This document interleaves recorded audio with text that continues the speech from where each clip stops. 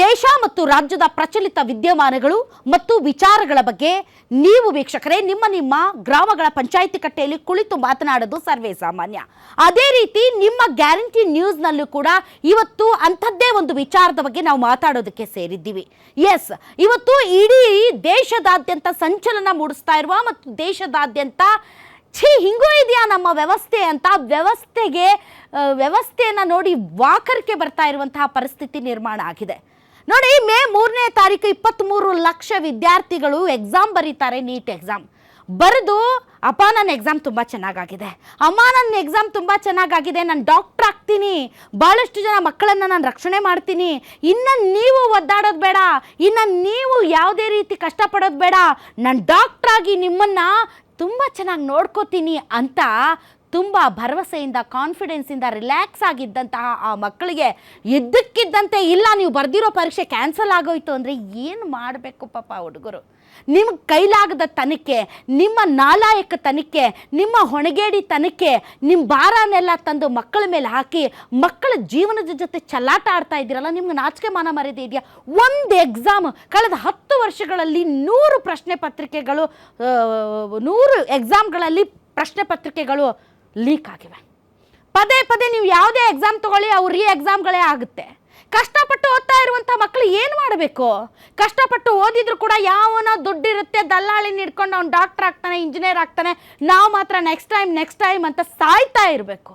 3 ವರ್ಷ ಮಕ್ಕಳು ಮನೆಯಿಂದ ಹೊರಗಡೆ ಬರೋದಿಲ್ಲ. 4 ಗೋಡೆಗಳ ಮಧ್ಯೆ ತಮ್ಮನ್ನು ತಾವು ಬಂದಿ ಮಾಡ್ಕೊಂಡ್ಬಿಡ್ತಾರೆ. ಫ್ರೆಂಡ್ಸ್ನ ನೋಡಲ್ಲ, ಓಡಾಡೋದಿಲ್ಲ, ಮೋಜು ಮಸ್ತಿ ಮಾಡೋದಿಲ್ಲ, ಮೊಬೈಲನ್ನು ನೋಡೋದಿಲ್ಲ, IPL ನೋಡಲ್ಲ, ಕ್ರಿಕೆಟ್ ಆಡಲ್ಲ, ಯಾವುದೇ ರೀತಿಯಾದಂಥ ಎಂಟರ್ಟೈನ್ಮೆಂಟ್ ಇಲ್ಲ. ಜಸ್ಟ್ ಓದು ಓದು ಓದು. ಗುರಿ ನಾನು ಡಾಕ್ಟರ್ ಆಗಬೇಕು. ಹಾಗೆ ಗುರಿ ಇಟ್ಕೊಂಡು ಇವತ್ತು ಪರೀಕ್ಷೆ ಬರೆದಿರುವಂತಹ ಮಕ್ಕಳಿಗೆ ಇದ್ದಕ್ಕಿದ್ದಂತೆ ನೀವು ಬರೆದಿರೋದೆಲ್ಲ ವೇಸ್ಟ್, ಇನ್ನೊಂದು ಸರಿ ಓದಿ ಅಂತಂದರೆ ಇಂಥ ಚಿಲ್ಲರೆ ಬುದ್ಧಿ, ಈ ರೀತಿಯಾದಂಥ ಅವ್ಯವಹಾರ ಪದೇ ಪದೇ ನಡೀತಾ ಇದ್ರು. ಅದನ್ನು ಸರಿ ಮಾಡದೇ ಇರುವಂಥ ಈ ವ್ಯವಸ್ಥೆಗೆ ನಮ್ಮದೊಂದು ಧಿಕ್ಕಾರ. ಇಷ್ಟಾದರೂ ಕೂಡ ಯಾರು ಹೊಣೆ ಹೊತ್ಕೊಳ್ದೆ, ಇಷ್ಟಾದರೂ ಕೂಡ ಯಾರು ಮಾತಾಡದೆ ಸುಮ್ಮನಿದ್ದೀರಲ್ಲ, ನಿಮಗೆಲ್ಲ ಏನಾಗಬೇಕು? ಚುನಾವಣೆಗಳನ್ನು ಗೆದ್ದೀವಿ ಅಂತ ಸರ್ಟಿಫಿಕೇಟ್ ತಲೆಗಂಟಿಸ್ಕೊಂಡು ಇಂತಹ ಅವ್ಯವಸ್ಥೆಗಳ ಬಗ್ಗೆ ಮಾತಾಡದೇ ಇರುವಂತಹ ನೀವೆಲ್ಲ ಒಬ್ಬರು ನಾಯಕರೇನ್ರಿ ನೀವು? ಒಬ್ಬ ಎಜುಕೇಷನ್ ಮಿನಿಸ್ಟ್ರು ಇಲ್ಲಿಯವರೆಗೆ ಮಾತಾಡೋದಕ್ಕೆ ತಾಕತ್ತು ದಮ್ಮು ಇಲ್ಲ. ಒಂದು ನೈತಿಕ ಹೊಣೆ ಹೊತ್ತು ರಾಜೀನಾಮೆ ಕೊಡೋದಿಲ್ಲ. 2024ರಲ್ಲಿ ಇದೇ ರೀತಿ ಪ್ರಶ್ನೆ ಪತ್ರಿಕೆ ಸೋರಿಕೆ ಆದವ್ರನ್ನ ಇಲ್ಲಿಯವರೆಗೆ ನೇಣುಗಂಬ ಕೇರಿಸಿಲ್ಲ, ಜೀವಾವಧಿ ಶಿಕ್ಷೆ ಕೊಟ್ಟಿಲ್ಲ, ಬೇರೆ ಕಡೆ ಟ್ರಾನ್ಸ್ಫರ್ ಮಾಡಿ ಇನ್ನೊಂದಿಷ್ಟು ಹೈಯರ್ ಹುದ್ದೆ ಕೊಡ್ತೀರಿ ಅಂದರೆ ನಾಚಿಕೆ ಆಗಬೇಕು ನಿಮಗೆ. ಇವತ್ತು ಈ ವಿಶೇಷ ಕಾರ್ಯಕ್ರಮದಲ್ಲಿ ವೀಕ್ಷಕರೇ ನಾವು ಈ ನೀಟ್ ವಿದ್ಯಾರ್ಥಿಗಳ ಗೋಳು ಸಮಸ್ಯೆ ಮತ್ತು ಈ ಭಾರತ ದೇಶದಲ್ಲಿ ನಡೀತಾ ಇರುವಂಥ ಕಾಂಪಿಟೇಟಿವ್ ಎಕ್ಸಾಮ್ಗಳ ಕಳ್ಳ ವ್ಯವಹಾರದ ಬಗ್ಗೆ ಮಾತಾಡ್ತೀವಿ. ಇದೇ ಈ ಕ್ಷಣದ ರಾಧಕ ಪಂಚಾಯಿತಿ.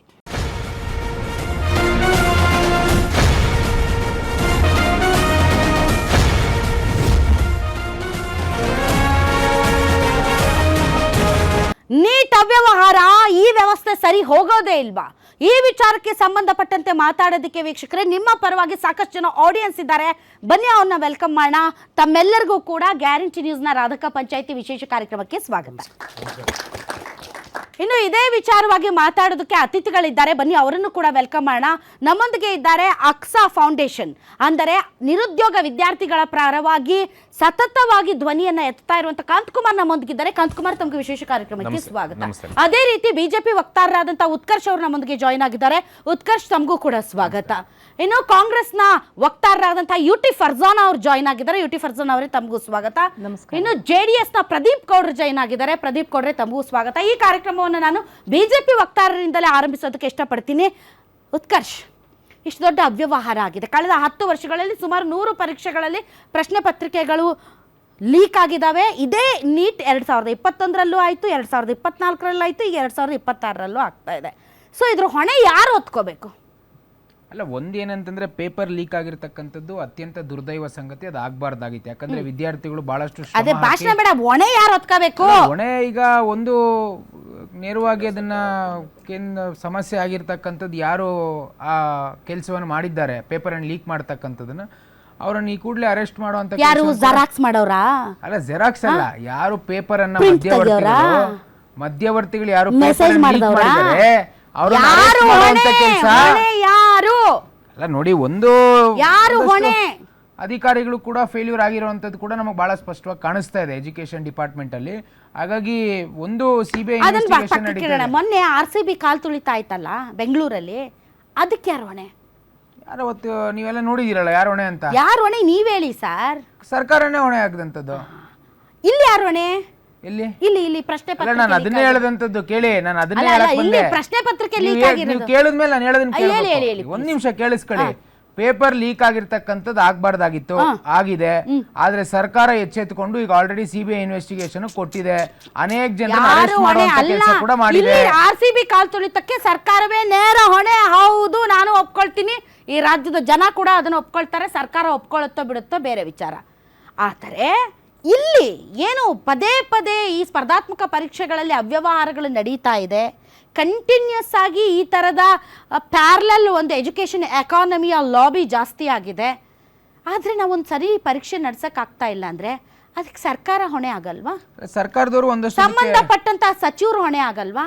ಅದ್ರ ಬಗ್ಗೆ ಧರ್ಮೇಂದ್ರ ಪ್ರಧಾನ್ ಅವರು ಹೊಣೆ ಆಗಲ್ವಾ? ಒಂದಷ್ಟು ಗಮನ ಹರಿಸಬೇಕು. ಬಹಳ ಧರ್ಮೇಂದ್ರ ಪ್ರಧಾನ್ ಅವರು ಹೊಣೆ. ಸರ್, ನೀವು ABVP ಇಂದ ಬಂದವರು ಉತ್ಕರ್ಷ್ ಗೊತ್ತಿದೆ ಮೇಡಮ್.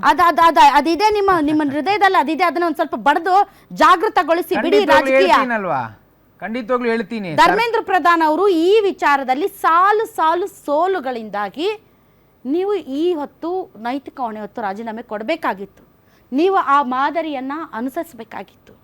ಅಲ್ಲ, ಒಂದೇನಂತಂದ್ರೆ ನಾವು ಅದನ್ನೇ ಹೇಳ್ತೀವಂತ, ಸರ್ಕಾರದವರು ಕೂಡ, ಕೇಂದ್ರ ಸರ್ಕಾರದವರು ಒಂದಷ್ಟು ಮಹತ್ವನ ಕೊಡಬೇಕು. ಯಾಕಂದ್ರೆ ಪದೇ ಪದೇ ಈ ರೀತಿ ಆಗ್ತಿರ್ತಕ್ಕಂಥದ್ದು ವಿದ್ಯಾರ್ಥಿಗಳ ಭವಿಷ್ಯದ ಮೇಲೂ ಕೂಡ ಒಂದು ಕೆಟ್ಟ ಒಂದು ಅಭಿಪ್ರಾಯವನ್ನು ಮೂಡಿಸುತ್ತೆ. ಹಾಗಾಗಿ ಈ ಕೂಡಲೇ ಅದನ್ನು ಮಾಡುವಂಥ ಕಡೆ ಕೂಡ ಸರ್ಕಾರ ಕೆಲಸ ಮಾಡ್ತಾ ಇದೆ. ಬಟ್ ಮುಂದಿನ ದಿನಗಳು ಇದು ಆಗಬಾರ್ದು ಅನ್ನುವಂಥದ್ದು ನಮ್ಮ ಆಗ್ರಹ ಕೂಡ. All right, okay. ಎಸ್ ಕಾಂತಕುಮಾರ್ ಅವರೇ, ಕಾಂತಕುಮಾರ್, ಈಗ KPSC ಬಗ್ಗೆ ನಾವು ಕೂಡ ಇದೇ ವೇದಿಕೆಯಲ್ಲಿ ರಾಧಕ ಪಂಚಾಯಿತಿಯಲ್ಲೇ ನಾವು ಚರ್ಚೆ ಮಾಡಿದ್ದೀವಿ. ಎಷ್ಟು ಕೆಟ್ಟ ಕೆರ ಹಿಡಿದಿದೆ ಅಂತ. ನಮ್ಮ ಕಡೆ ಹಂಗೆ ಅನ್ನೋದು, ಕೆರ ಅಂದ್ರೆ ಮತ್ತೆ ಚಪ್ಪಲಿ ಅನ್ಕೋಬೇಡ್ರಿ, ಅಂದ್ರೆ ಅದೊಂದು ಇದು ಹೇಳೋದು, ಅಂದರೆ ಎಷ್ಟು ಗಬ್ಬೆದ್ದೋಗಿದೆ ಅಂತ. ಸೊ ಅದ್ರ ಬಗ್ಗೆನೂ ನಾವು ಡಿಸ್ಕಸ್ ಮಾಡಿದ್ದೀವಿ. ಬಟ್ ಈ ರೀತಿಯಾದಂತಹ NAT ಅಥವಾ ಬೇರೆ ಬೇರೆ ಇವನ್ JEE ಇಂತಹ ಎಕ್ಸಾಮ್ಗಳೆಲ್ಲ ತುಂಬ ಪಾರದರ್ಶಕವಾಗಿ ಪ್ರಾಮಾಣಿಕವಾಗಿ ನಡೆಯುತ್ತೆ ಅನ್ನುವಂಥ ಒಂದು ನಂಬಿಕೆ.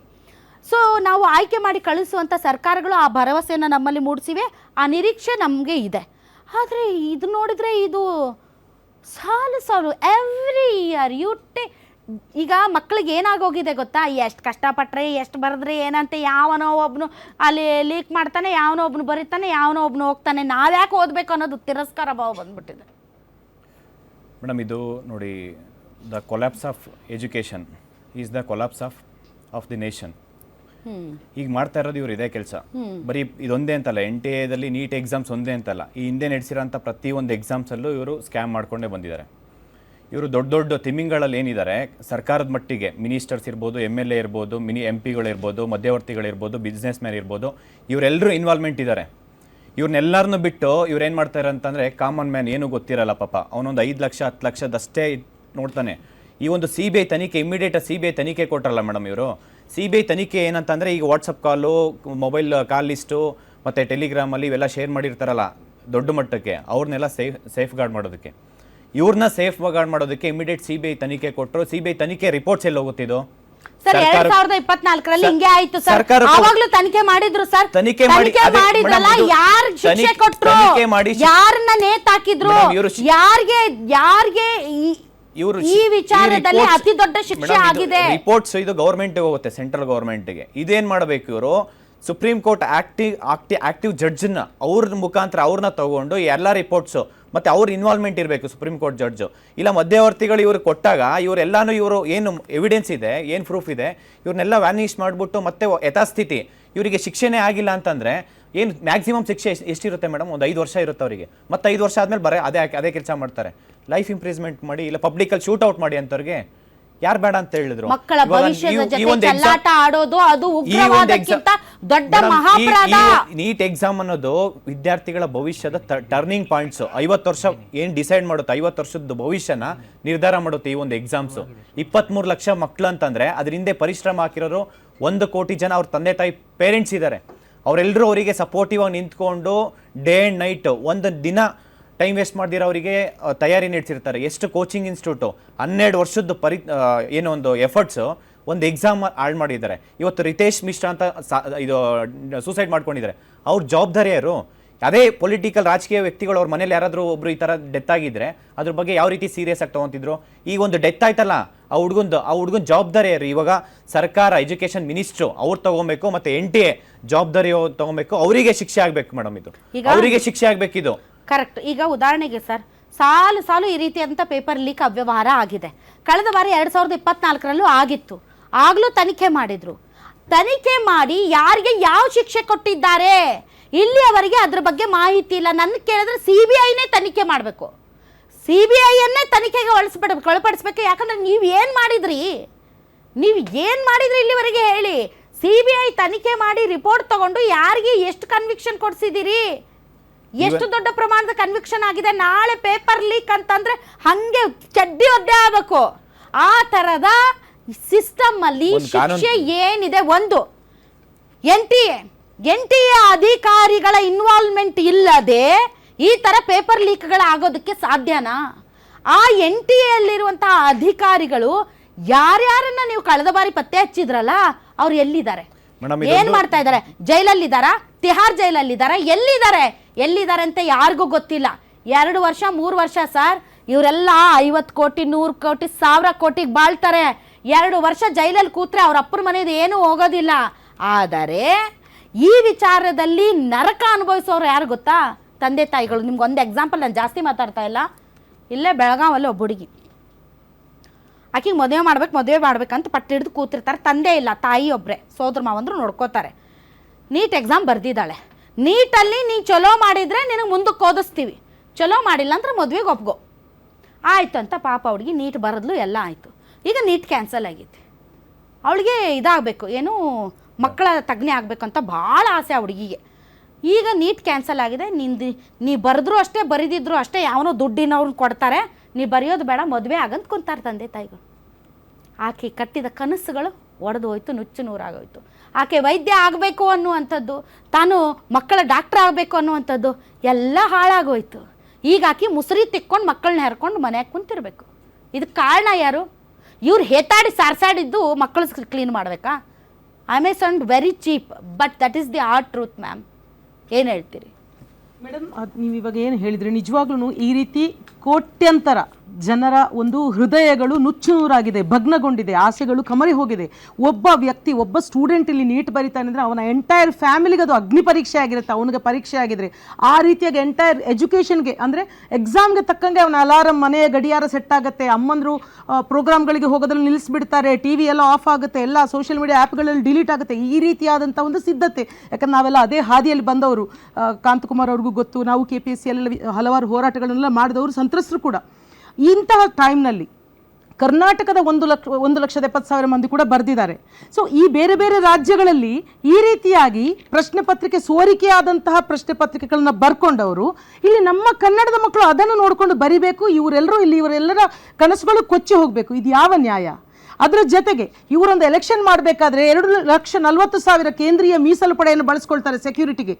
ನೆಟ್ಟಗೆ ನಮ್ಮ ಏನು ವಿಕಸಿತ ಭಾರತ ಮಾಡ್ತೀವಿ, 2047ಕ್ಕೆ 2 ಕೋಟಿ ಉದ್ಯೋಗ ಕೊಡ್ತೀವಿ, 5 ಕೋಟಿ ಮಂದಿಗೆ ನಾವು ಏನು ಸ್ಕಿಲ್ ಡೆವಲಪ್ಮೆಂಟ್ ಮಾಡ್ತೀವಿ ಅಂತ ಹೇಳಿದ್ರು, ಕೌಶಲ್ಯಾಭಿವೃದ್ಧಿ ಮಾಡ್ತೀವಿ ಅಂತ. ನೀವೇನು ಮಾಡೋದು ಬೇಡ, ಹಾಳಾಗೋಗ್ಲಿ, ನಾವು ಕಲಿತು ನೆಟ್ಟಗೆ ಪರೀಕ್ಷೆ ಬರೆದು ನಾವೇ ದುಡ್ಡು ಕೊಟ್ಟು ಏನೋ ಒಂದು ಮಾಡ್ತೀವಿ ಅಂದರೆ ಅದಕ್ಕೂ ಇವರು ವರ್ಷ ಮಾಡ್ತಾರೆ. CBI ತನಿಖೆ ಅಂತ ಯಾಮರಿಸ್ತಾರೆ. 2016ರಲ್ಲಿ ಆಗಿದೆ, 2024ರಲ್ಲಿ ಆಗಿದೆ, ಈ ಸಲನೂ ಆಗಿದೆ. ಮಧ್ಯಪ್ರದೇಶದಲ್ಲಾದಂತಹ ವ್ಯಾಪಕ ಹಗರಣ, BJP MLA ಒಬ್ಬ ಒಡೆತನದಲ್ಲಿರೋ ಕಾಲೇಜಿನಲ್ಲಿ ಆಗಿರುವಂಥದ್ದು. ಟಾಪ್ 10 ಯಾರು ಬಂದಿದ್ದಾರೆ ಅದರಲ್ಲಿ 7 ಮಂದಿ ನಾವು ಕಾಲೇಜ್ ಸ್ಟೂಡೆಂಟ್. ಯಾರೆಲ್ಲ ಶಂಕಿತರಿದ್ರು ಶಂಕಾಸ್ಪದವಾಗಿ ಕೊಲೆಯಾಗಿ ಹೋದರು. ಭಾರತ ದೇಶ ಕಂಡ ಅತ್ಯಂತ ದೊಡ್ಡ ಹಗರಣ ನೇರವಾಗಿ BJP ನೇತಾರರು. ಇವಾಗ ಇವನು ಕೂಡ ಅಷ್ಟೇ, ಇವಾಗ ಯಾರು ಸಿಕ್ಕಿದಾನಲ್ಲ ದಿನೇಶ್ BY, ಎಜುಕೇಷನ್ ಮಿನಿಸ್ಟರ್ ಜೊತೆ ಸಖ್ಯ ಇರುವಂಥವನು. ಇದು ಯಾವುದೂ ಇಲ್ಲ. ಇವರು ತಿಂಗಳಿಗೊಮ್ಮೆ ಮನ್ ಕಿ ಬಾತ್ ಮಾಡ್ತಾರೆ, ಪರೀಕ್ಷಾ ಪೇ ಚರ್ಚೆ ಮಾಡ್ತಾರೆ. ಇದು ಯಾವುದಕ್ಕೂ ಹೊಣೆಗೆ ಹಿಡಿತಾನಲ್ವಾ? ಇದು ಒಂದು ಕೊಠಾರಿ ಆಯೋಗ ಹೇಳುತ್ತೆ ಈ ದೇಶದ ಭವಿಷ್ಯ ಆಯಾ ತರಗತಿಗಳಲ್ಲಿ ರೂಪುಗೊಳ್ಳುತ್ತೆ ಅಂತ. ಏನು ಮಾಡ್ತಾ ಇದ್ರೆ ಈ ತರಗತಿಗಳಲ್ಲಿ ಜನರ ಕನಸುಗಳನ್ನು, ಯುವ ಶಕ್ತಿಯ ಕನಸುಗಳನ್ನು ಕೊಲ್ತಾ ಇದ್ದಾರೆ. ಇಂತಹ ಒಂದು ಎಕ್ಸ್ಪೀರಿಯನ್ಸ್ಗೆ ಒಳಗೊಂಡ ಮಕ್ಕಳ ನೈತಿಕತೆ ಏನಾಗಬೇಕು, ಉತ್ಸಾಹ ಏನಾಗಬೇಕು, ನಾವು ನಿಯತ್ತಿನಿಂದ ಬಾಳ್ತೀವಿ, ಸಮಾಜಕ್ಕೆ ಕೊಡುಗೆ ಕೊಡ್ತೀವಿ ಅನ್ನುವಂಥ ಒಂದು ಫೀಲಿಂಗ್ ಇದ್ರೆ ಅದೆಲ್ಲವನ್ನು ಇವರು ಡೆಮಾಲಿಷ್ ಮಾಡಿ ಹಾಕಿಲ್ವಾ? ಏನು ಮಾಡ್ತಾ ಇದೆ BJP? ಕೇಂದ್ರ ಸರ್ಕಾರ ಹೊಣೆ ಹೊತ್ಕೊಳ್ಬೇಕು, ರಾಜೀನಾಮೆ ಕೊಡಬೇಕು. ಮಾತೆತ್ತಿದ್ರೆ ಹೇಳ್ತಾರೆ ನಾವು ಅವ್ರಿಗೆ ಫೀಸ್ ತಗೊಳ್ಳೋದಿಲ್ಲ ಅಂತ. ಎಂತ ಬಂಡ ಉತ್ತರ. 4,000 ರೂಪಾಯಿ ಬಾಳುತ್ತಾ ಒಂದು ಎಕ್ಸಾಮು? ಚಿಲ್ಲರ್ ಸ್ಟೇಟ್ಮೆಂಟ್ ಅಂತಾರೆ ನಮ್ಮ ಕಡೆ ಉತ್ತರ ಅಲ್ಲ, ಕರ್ನಾಟಕದಲ್ಲಿ. 4,000 ರೂಪಾಯಿ ಬಾಳುತ್ತಾ? ಸ್ಟೇಟ್ಮೆಂಟ್ಗಳು ಒಬ್ಬ ಅಂತಾರೆ ವ್ಯಕ್ತಿಯ ಕನಸು, ಅವನ ಜೀವಮಾನದ ಭವಿಷ್ಯ, ಒಬ್ಬ ಮಗು ಸ್ಕೂಲ್ ಎಕ್ಸಾಮ್ ಮುಗಿಸಿ ಬಂದ ನಂತರ ಹೇಳುತ್ತೆ, ಅಪ್ಪ ನೀವ್ ಹೇಳ್ದಂಗೆ ಮೇಡಮ್, ಅಪ್ಪ ಅಮ್ಮ ನಿಮ್ಮ ಕಷ್ಟ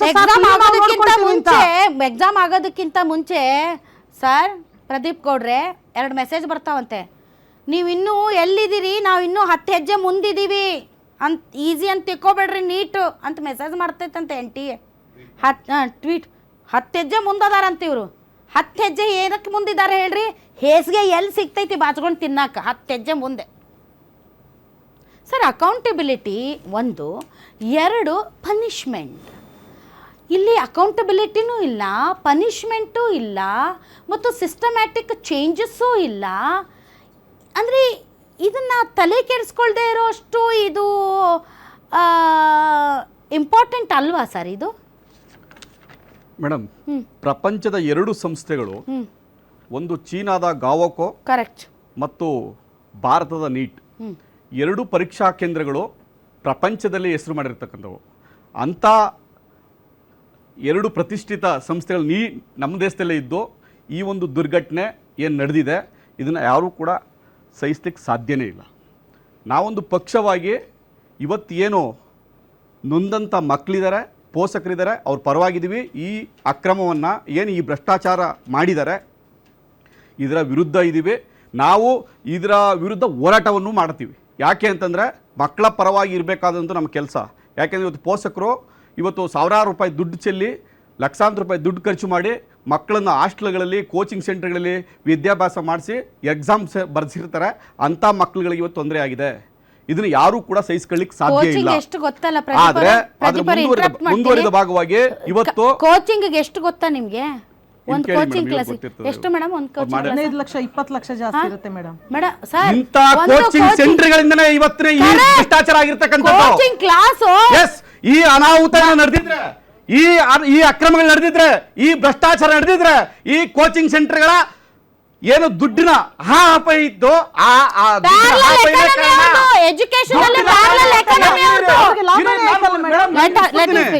ದುಡ್ಡನ್ನ ಮಾಡಕ್ಕೋಸ್ಕರ ಇವತ್ತು ಪ್ಯಾಕೇಜ್ಗಳಲ್ಲಿ ದುಡ್ಡನ್ನ ವಸೂಲಿ ಮಾಡಿ ಇವತ್ತಿನ ಈ ಭ್ರಷ್ಟ ವ್ಯವಸ್ಥೆಗೆ ಕಾರಣರಾಗಿದ್ರೆ ಕೋಚಿಂಗ್ ಸೆಂಟರ್ಗಳೇ ಕಾರಣ. ಎಲ್ಲಿ ಆಗಿದೆ ಅದು ಭ್ರಷ್ಟಾಚಾರ? ಯಾವ ಹಾಸ್ಟೆಲ್ಗಳಾಗಿದೆ ಅಂದ್ರೆ, ಯಾವ ಕೋಚಿಂಗ್ ಸೆಂಟರ್ಗಳಿದ್ದೋ ಆ ಕೋಚಿಂಗ್ ಸೆಂಟರ್ನ ಹೆಡ್ಗಳಿಗೆ ಈ ವಾಟ್ಸಾಪ್ಗಳು ಬಂದಿರತಕ್ಕಂಥದ್ದು. ಆ ಹೆಜ್ಗಳಿಂದನೇ ಈ ಅನಾಹುತಗಳಾಗಿರ್ತಕ್ಕಂಥದ್ದು. ಅದನ್ನ ಮಟ್ಟ ಹಾಕ್ಬೇಕಾದಂಥ ಬಹಳ ದೊಡ್ಡ ಜವಾಬ್ದಾರಿ ನಮ್ಮ ಎಲ್ಲರ ಮೇಲೂ ಇದೆ, ಕೇವಲ ಸರ್ಕಾರಗಳ ಮೇಲೆ ಮಾತ್ರ ಅಲ್ಲ. ಯಾಕೆ ಅಂತಂದ್ರೆ ಇವತ್ತು ಸಿಬಿಐ ತನಿಖೆ ಕೊಟ್ಟಿದ್ವಿ. ಒಬ್ಬ ನಮ್ಮ ಸ್ನೇಹಿತರು ಹೇಳಿದ್ರು ನ್ಯಾಯಾಂಗ ತನಿಖೆ. ಎಸ್, ನಾನು ವೆಲ್ಕಮ್ ಮಾಡ್ತೀನಿ. ಪ್ರದೀಪ್ ಅವರೇ ಸಿಬಿಐ ತನಿಖೆ ಕೊಟ್ಟಿದ್ದಾರೆ. It is not the first time. ಅದಕ್ಕೆ ಫ್ರಸ್ಟ್ರೇಷನ್. ಫಸ್ಟ್ ಟೈಮ್ ಆದ್ರೆ ಏನೋ ಆಗಿದೆ. ಸುಪ್ರೀಂ ಕೋರ್ಟ್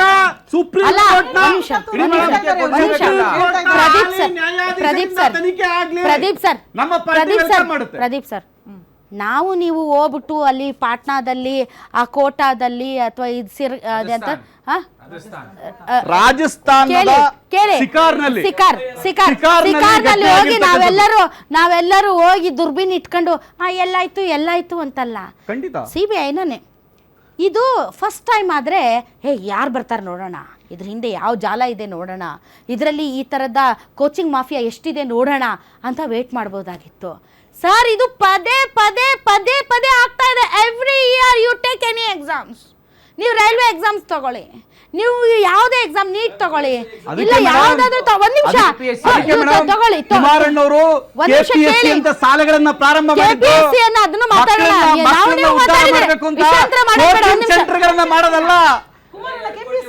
ಒಂದ್ ನಿಮಿಷ ಯುಟಿ ಫಾರ್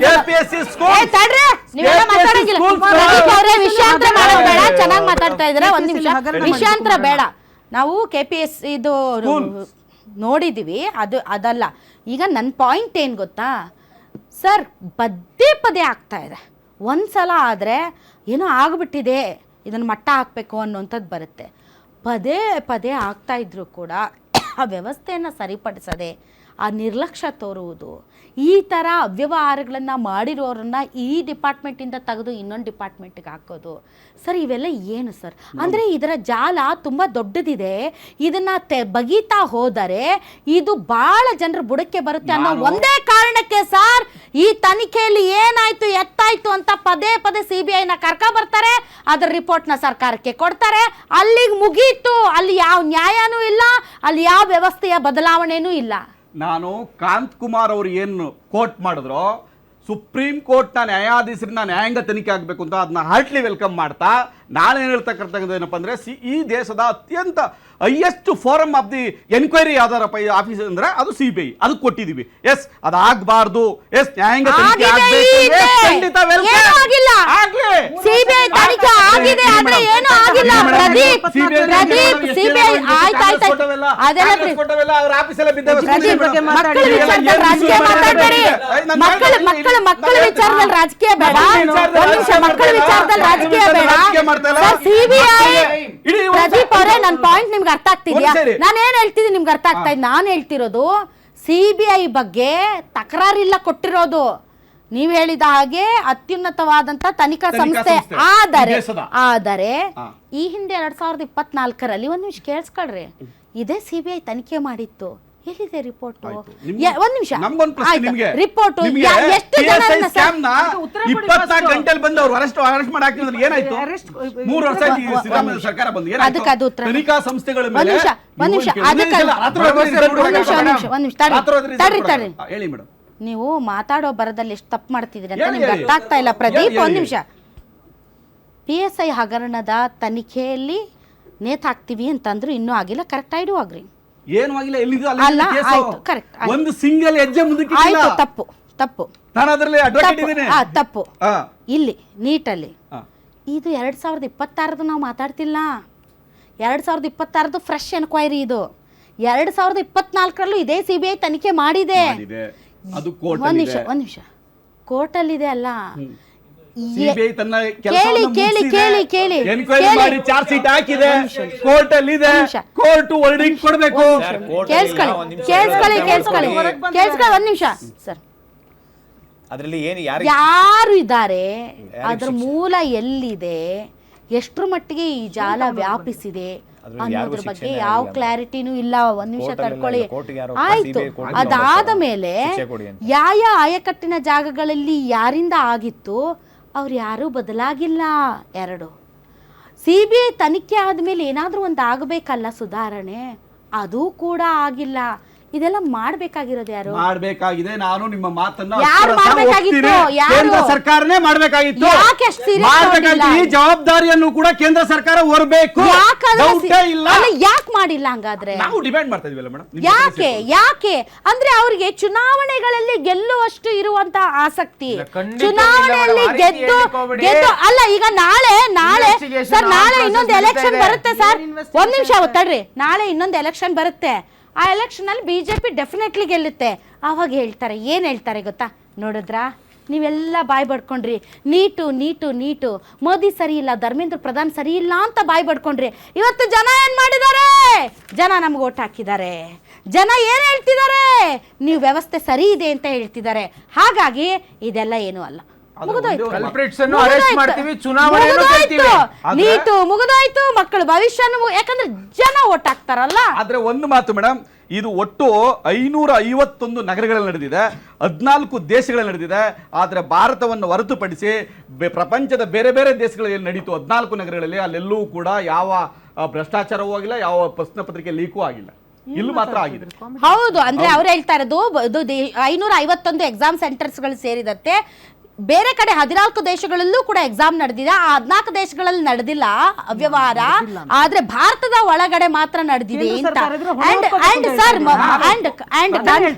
ಆಯ್ತು ಉತ್ಕರ್ಷ್ ಆಮೇಲೆ ಇವ್ರು ಸರ್ ಒಂದ್ ನಿಮಿಷ, ಈಗ 550 ವಿದ್ಯಾರ್ಥಿಗಳು ಸರ್ ಇಲ್ಲಿ ನೋಡ್ತಾ ಇರ್ರಿ ನೀವು, ತಡ್ರಿ, ನೀವು ನೋಡ್ತಾ ಇರ್ರಿ ಇದರಲ್ಲಿ ಯಾರ್ಯಾರು ಮೇನ್ ಕುಳಗಳು, ದೊಡ್ಡವರು, ಕೋಟ್ಯಾಧಿಪತಿಗಳು, ಯಾರಿಗೆ ತಮ್ಮ ಒಂದು ಹಿತಾಸಕ್ತಕ್ಕಾಗಿ ತಮ್ಮವ್ರಿಗೆ ಯಾರಿಗೋ ಬೇಕಾಗಿತ್ತು ಅನ್ನೋ ಕಾರಣಕ್ಕೆ ಮಾಡಿರ್ತಾರಲ್ಲ ಅವ್ರು ಯಾರು ಹೊರಗೆ ಬರಲ್ಲ ಉತ್ಕರ್ಷ ಅವರೇ. ಯಾರೋ ಆಸೆಗೆ ಇಲ್ಲಿಂದ ಅಲ್ಲಿಗೆ ವಾಟ್ಸಪ್ ಮಾಡಿದ್ನಂತೆ ಹುಡುಗ, ಆ ಹುಡುಗ ಅಲ್ಲಿಂದ ಇಲ್ಲಿಗೆ ವಾಟ್ಸಪ್ ಮಾಡೋದಂತೆ, ಆ ಹುಡುಗ ಇನ್ನೊಬ್ರಿಗೆ ವಾಟ್ಸಪ್ ಮಾಡಿದ್ನಂತೆ. ಈ ಹುಡುಗರನ್ನ ತಂದು ನಿಲ್ಲಿಸ್ತಾರೆ, ಹುಡುಗರದಲ್ಲ ಇಲ್ಲಿ ಹುಡುಗರನ್ನ ತಂದು ಅಲ್ಲ ನಡೆಸ್ತಾ ಇರೋದೇ ಹುಡುಗರನ್ನ ತಂದು ನಿಲ್ಲಿಸ್ತಾರೆ, ಕೋಚಿಂಗ್ ಸೆಂಟರ್ ನಡೆಸ್ತಾ ಇರೋದು, ಹಾಸ್ಟೆಲ್ ನಡೆಸ್ತಾ ಇರೋದು. ಹುಡುಗರನ್ನು ತಂದು ನಿಲ್ಲಿಸ್ತಾರೆ ಸರ್, ಹುಡುಗರನ್ನು ತಂದು ನಿಲ್ಲಿಸ್ತಾರೆ. ಆದರೆ ವ್ಯವಸ್ಥೆಯ ಒಳಗಡೆ ಇವರೆಲ್ಲ ವ್ಯವಸ್ಥೆ ಹೊರಗಿರೋರು ಇವರು. ವ್ಯವಸ್ಥೆಯ ಒಳಗಡೆ ಇರುವಂಥ ಕಲ್ಪ್ರಿಟ್ಗಳನ್ನು ನೀವು ಕಳೆದ ಬಾರಿ ಅವ್ರನ್ನ ನೀವು ಇನ್ನೊಂದೆಡೆಗೆ ವರ್ಗಾವಣೆ ಮಾಡಿದ್ರಲ್ಲ, ಏನು ಮೆಸೇಜ್ ಅದು? ನೋಡಿ, ಒಂದು ಪೇಪರ್ ಲೀಕ್ ಆಗಿರ್ತಕ್ಕಂಥ ತಪ್ಪು ಯಾರು ಕೂಡ ಒಪ್ಪದೇ ಇರತಕ್ಕಂಥ ವಿಚಾರಣೆ, ಅದನ್ನು ಯಾರು ಸಮಜಾಯಿಷಿ ಕೊಡ್ತಕ್ಕಂಥ ಕೆಲಸ ಯಾರು ಹೋಗ್ತಾ ಇಲ್ಲ. ಆದರೆ ನಾವಿಲ್ಲಿ ಹೇಳ್ತಿರೋವಂಥದ್ದು highest body of investigation CBI ಕೊಟ್ಟ ಮೇಲೆ ನೀವು CBI ಏನ್ ಮಾಡುತ್ತೆ ಅಂತ ಮಾಡೋ ನಾವೇನು ಮಾಡಿಲ್ಲ ಹಿಂದೆ. ಕಾನೂನಿನ ಮೇಲೆ ನೀವು ಭರವಸೆ ಇಲ್ಲ ಅಂದ್ರೆ ತಪ್ಪಾಗ್ತದೆ ಮೇಡಮ್, ಹಂಗೆ ಹೇಳ್ಬಾರ್ದು. ನೀವು ಹೇಳ್ತಿರೋದು ಯಾವ ರೀತಿ ಹೇಳ್ತಾ ಇದ್ದೀರಾ? No, it gives a wrong message. CBI ಏನ್ ಮಾಡುತ್ತೆ ಅಂತ ವಿಚಾರ ಕೊಡ್ಬೇಕು. ನಾನೇ ಹೇಳ್ತೀನಿ ಸರ್, ಪ್ರಜ್ಞಾಪೂರ್ವಕವಾಗಿ ಕಳೆದ ಬಾರಿ CBI ಏನ್ ಇನ್ವೆಸ್ಟಿಗೇಷನ್ ಮಾಡಿ ಏನೂ ಮಾಡಿಲ್ದೇ ಇರೋದ್ರಿಂದ ಅರೆಸ್ಟ್ ಮಾಡಿದ್ದಾರೆ. ಇನ್ವೆಸ್ಟಿಗೇಷನ್ ಆಗಬೇಕು. ಸುಪ್ರೀಂ ಕೋರ್ಟ್ ಆಗಬೇಕು. ಸುಪ್ರೀಂ ಕೋರ್ಟ್ ಅಲ್ಲಿ ಪ್ರೊಸೀಡಿಂಗ್ CBI ಮೇಲೆ ಇನ್ವೆಸ್ಟಿಗೇಷನ್ ಆಗಬೇಕು. ಹೌದು, ಕಳೆದ ಬಾರಿ ಏನ್ ಮಾಡಿದ್ರಿ? ಜಡ್ಜ್ಮೆಂಟ್ ಕೊಟ್ರೆ ತಪ್ಪು ಅಂತ ಸುಪ್ರೀಂ ಕೋರ್ಟ್ ಮೇಲೆ ಇನ್ವೆಸ್ಟಿಗೇಷನ್ ಮಾಡಿ ಅಂತ ಭರವಸೆ ಮೂಡಿಸಬೇಕು ಜನರಲ್ ನ್ಯಾಯಾಂಗ ವ್ಯವಸ್ಥೆ ಬಗ್ಗೆ.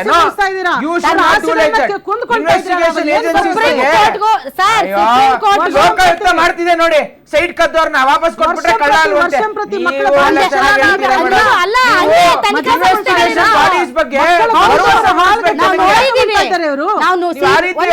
ಹೌದು, CBI ED ಏನ್ರಿ IT ಎಲ್ಲ ಯಾವ ರೀತಿ ಕೆಲಸ ಮಾಡ್ತಾ ಇದ್ದಾವೆ ಅಂತ ಇಡೀ ದೇಶದ ಜನ ನೋಡ್ತಾ ಇದ್ದಾರೆ. ಹೀಗಾಗಿ ಅವೇನು ಹೋಲಿ ಕೌಗಳಲ್ಲ, ಅವ್ರೇನು ಪ್ರಶ್ನಾತೀತರಲ್ಲ. ಕಳೆದ ಬಾರಿ 2024ರಲ್ಲಿ ಇನ್ವೆಸ್ಟಿಗೇಟ್ ಮಾಡಿದ್ರಲ್ಲ ಸ್ವಾಮಿ, ನೀವು ಏನ್ ಮಾಡಿದ್ರಿ? ಒಂದ್ ನಿಮಿಷ, CBI ಕೇವಲ ಅಲ್ಲ, CBI ಕೇವಲ ಮೇಲ್ನೋಟಕ್ಕೆ ಮೂಲಕ್ಕೆ ಕೈ ಹಾಕಿಲ್ಲ. ಒಂದು ವೇಳೆ ಸರ್ CBI ತಗೊಂಡಿದ್ರೆ ಆಯ್ತು, CBI ತುಂಬಾ ಚೆನ್ನಾಗಿ ನೀವೇನ್ ಮಾಡ್ಬೇಕಂತೀರಿ? ನಾನ್ ಕೇಳಿ, ನಾ ಹೇಳ್ತೀನಿ. ರಾಹುಲ್ ಗಾಂಧಿ ಅವರ ನೇತೃತ್ವದಲ್ಲಿ ಇನ್ವೆಸ್ಟಿಗೇಷನ್ ಏಜೆನ್ಸಿ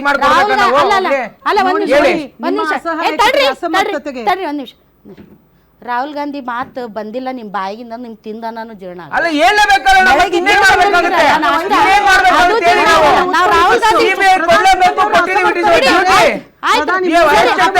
ನಾನು ಅನ್ಕೊಂಡಿದ್ದೆ ಪ್ರಧಾನಿ ನರೇಂದ್ರ ಮೋದಿ ಅವರು ಅಂತ. ನಿಮ್ ಪ್ರಕಾರ ರಾಹುಲ್ ಗಾಂಧಿ ಅವ್ರು ಇರ್ಬೇಕು.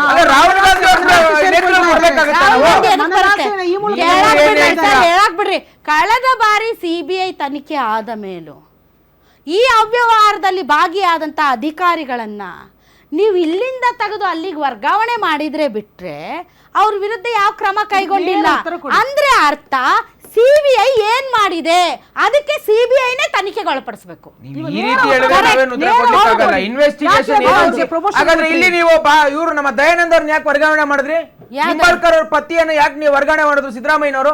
ಕೇಳಿ, RCB ಕೇಳ್ಬೇಕು, ನೀವು ಪ್ರತಿಯೊಂದನ್ನು ಕೇಳ್ಬೇಕು. ತಪ್ಪಲ್ವಾಗಾದ್ರೆ ದಯಾನಂದ್ ಅವ್ರನ್ನ ಯಾಕೆ ವರ್ಗಾವಣೆ ಮಾಡಿದ್ರಿ ನೀವು? ನಿಂಬಾಳ್ಕರ್ ಅವರ ಪತಿಯನ್ನು ಯಾಕೆ ವರ್ಗಾವಣೆ ಮಾಡಿದ್ರಿ? ಜಾಸ್ತಿ ಉತ್ಕರ್ಷ ಅವರೇ, ನಿಮ್ಗಿಂತ ಜಾಸ್ತಿ ಈ ಪ್ರಶ್ನೆ ನಾವು ಕೇಳಿ ಅಲ್ಲ ನಾವು ಕೇಳ್ತೀವಿ. 155 ಜನರನ್ನ ಅರೆಸ್ಟ್ ಮಾಡಿದೀವಿ. Process is on. Investigation is going on. Supreme court wording ಕೊಡಬೇಕು. ಅಲ್ಲ ದೇಶದಲ್ಲಿ ಹೆಂಗಾಗಿದೆ ಗೊತ್ತಾ ಮೇಡಮ್? ಕಾಂಗ್ರೆಸ್ ಅವರು, ಕಾಂಗ್ರೆಸ್ ಸಿಂಪಥೈಸರ್ಗಳು ಎಲೆಕ್ಷನ್ ಗೆಲ್ಲಕ್ಕಾಗದಂತೆ ಚುನಾವಣಾ ಆಯೋಗ, ಬಿಜೆಪಿ ಎಲೆಕ್ಷನ್ ಗೆಲ್ಲರೆ ಎಲ್ಲ ಸೂಪರ್ ಆಗಿದೆ, ಎಲ್ಲ ಬೊಂಬಾಟ ಕೆಲಸ ಮಾಡ್ತಿದ್ದಾರೆ. ಈ ವಾದ ಹೆಂಗಿದೆ ಅಂದ್ರೆ ನೀವು ಮಾಡಬೇಡಿ. ನಿಮ್ ವಾದ ಹೆಂಗಿದೆ ನೋಡ್ರಿ, ನೀಟ್ ಕ್ಯಾನ್ಸಲ್ ಆಗಿ ಮಕ್ಕಳೆಲ್ಲ ವಿಲವಿಲ ಅಂತ ಒದ್ದಾಡ್ತಾ ಇದ್ದಾರೆ ಅಂತ ಅಂದ್ರೆ ಅವತ್ತು ಉದಾಹರಣೆ ಕೊಟ್ಟಿದ್ದು ಅಲ್ಲ ಪಾಪ. ಈ ಕಾಂಗ್ರೆಸ್ ಸಿಂಪಥೈಸರ್ಸ್ ಹಿಂಗ ಆಗ್ಬಿಟ್ಟಿದೆ. ಚುನಾವಣೆ ಗೆದ್ರೆ SIR, ಸೋತ್ ಬಿಟ್ರೆ SIR,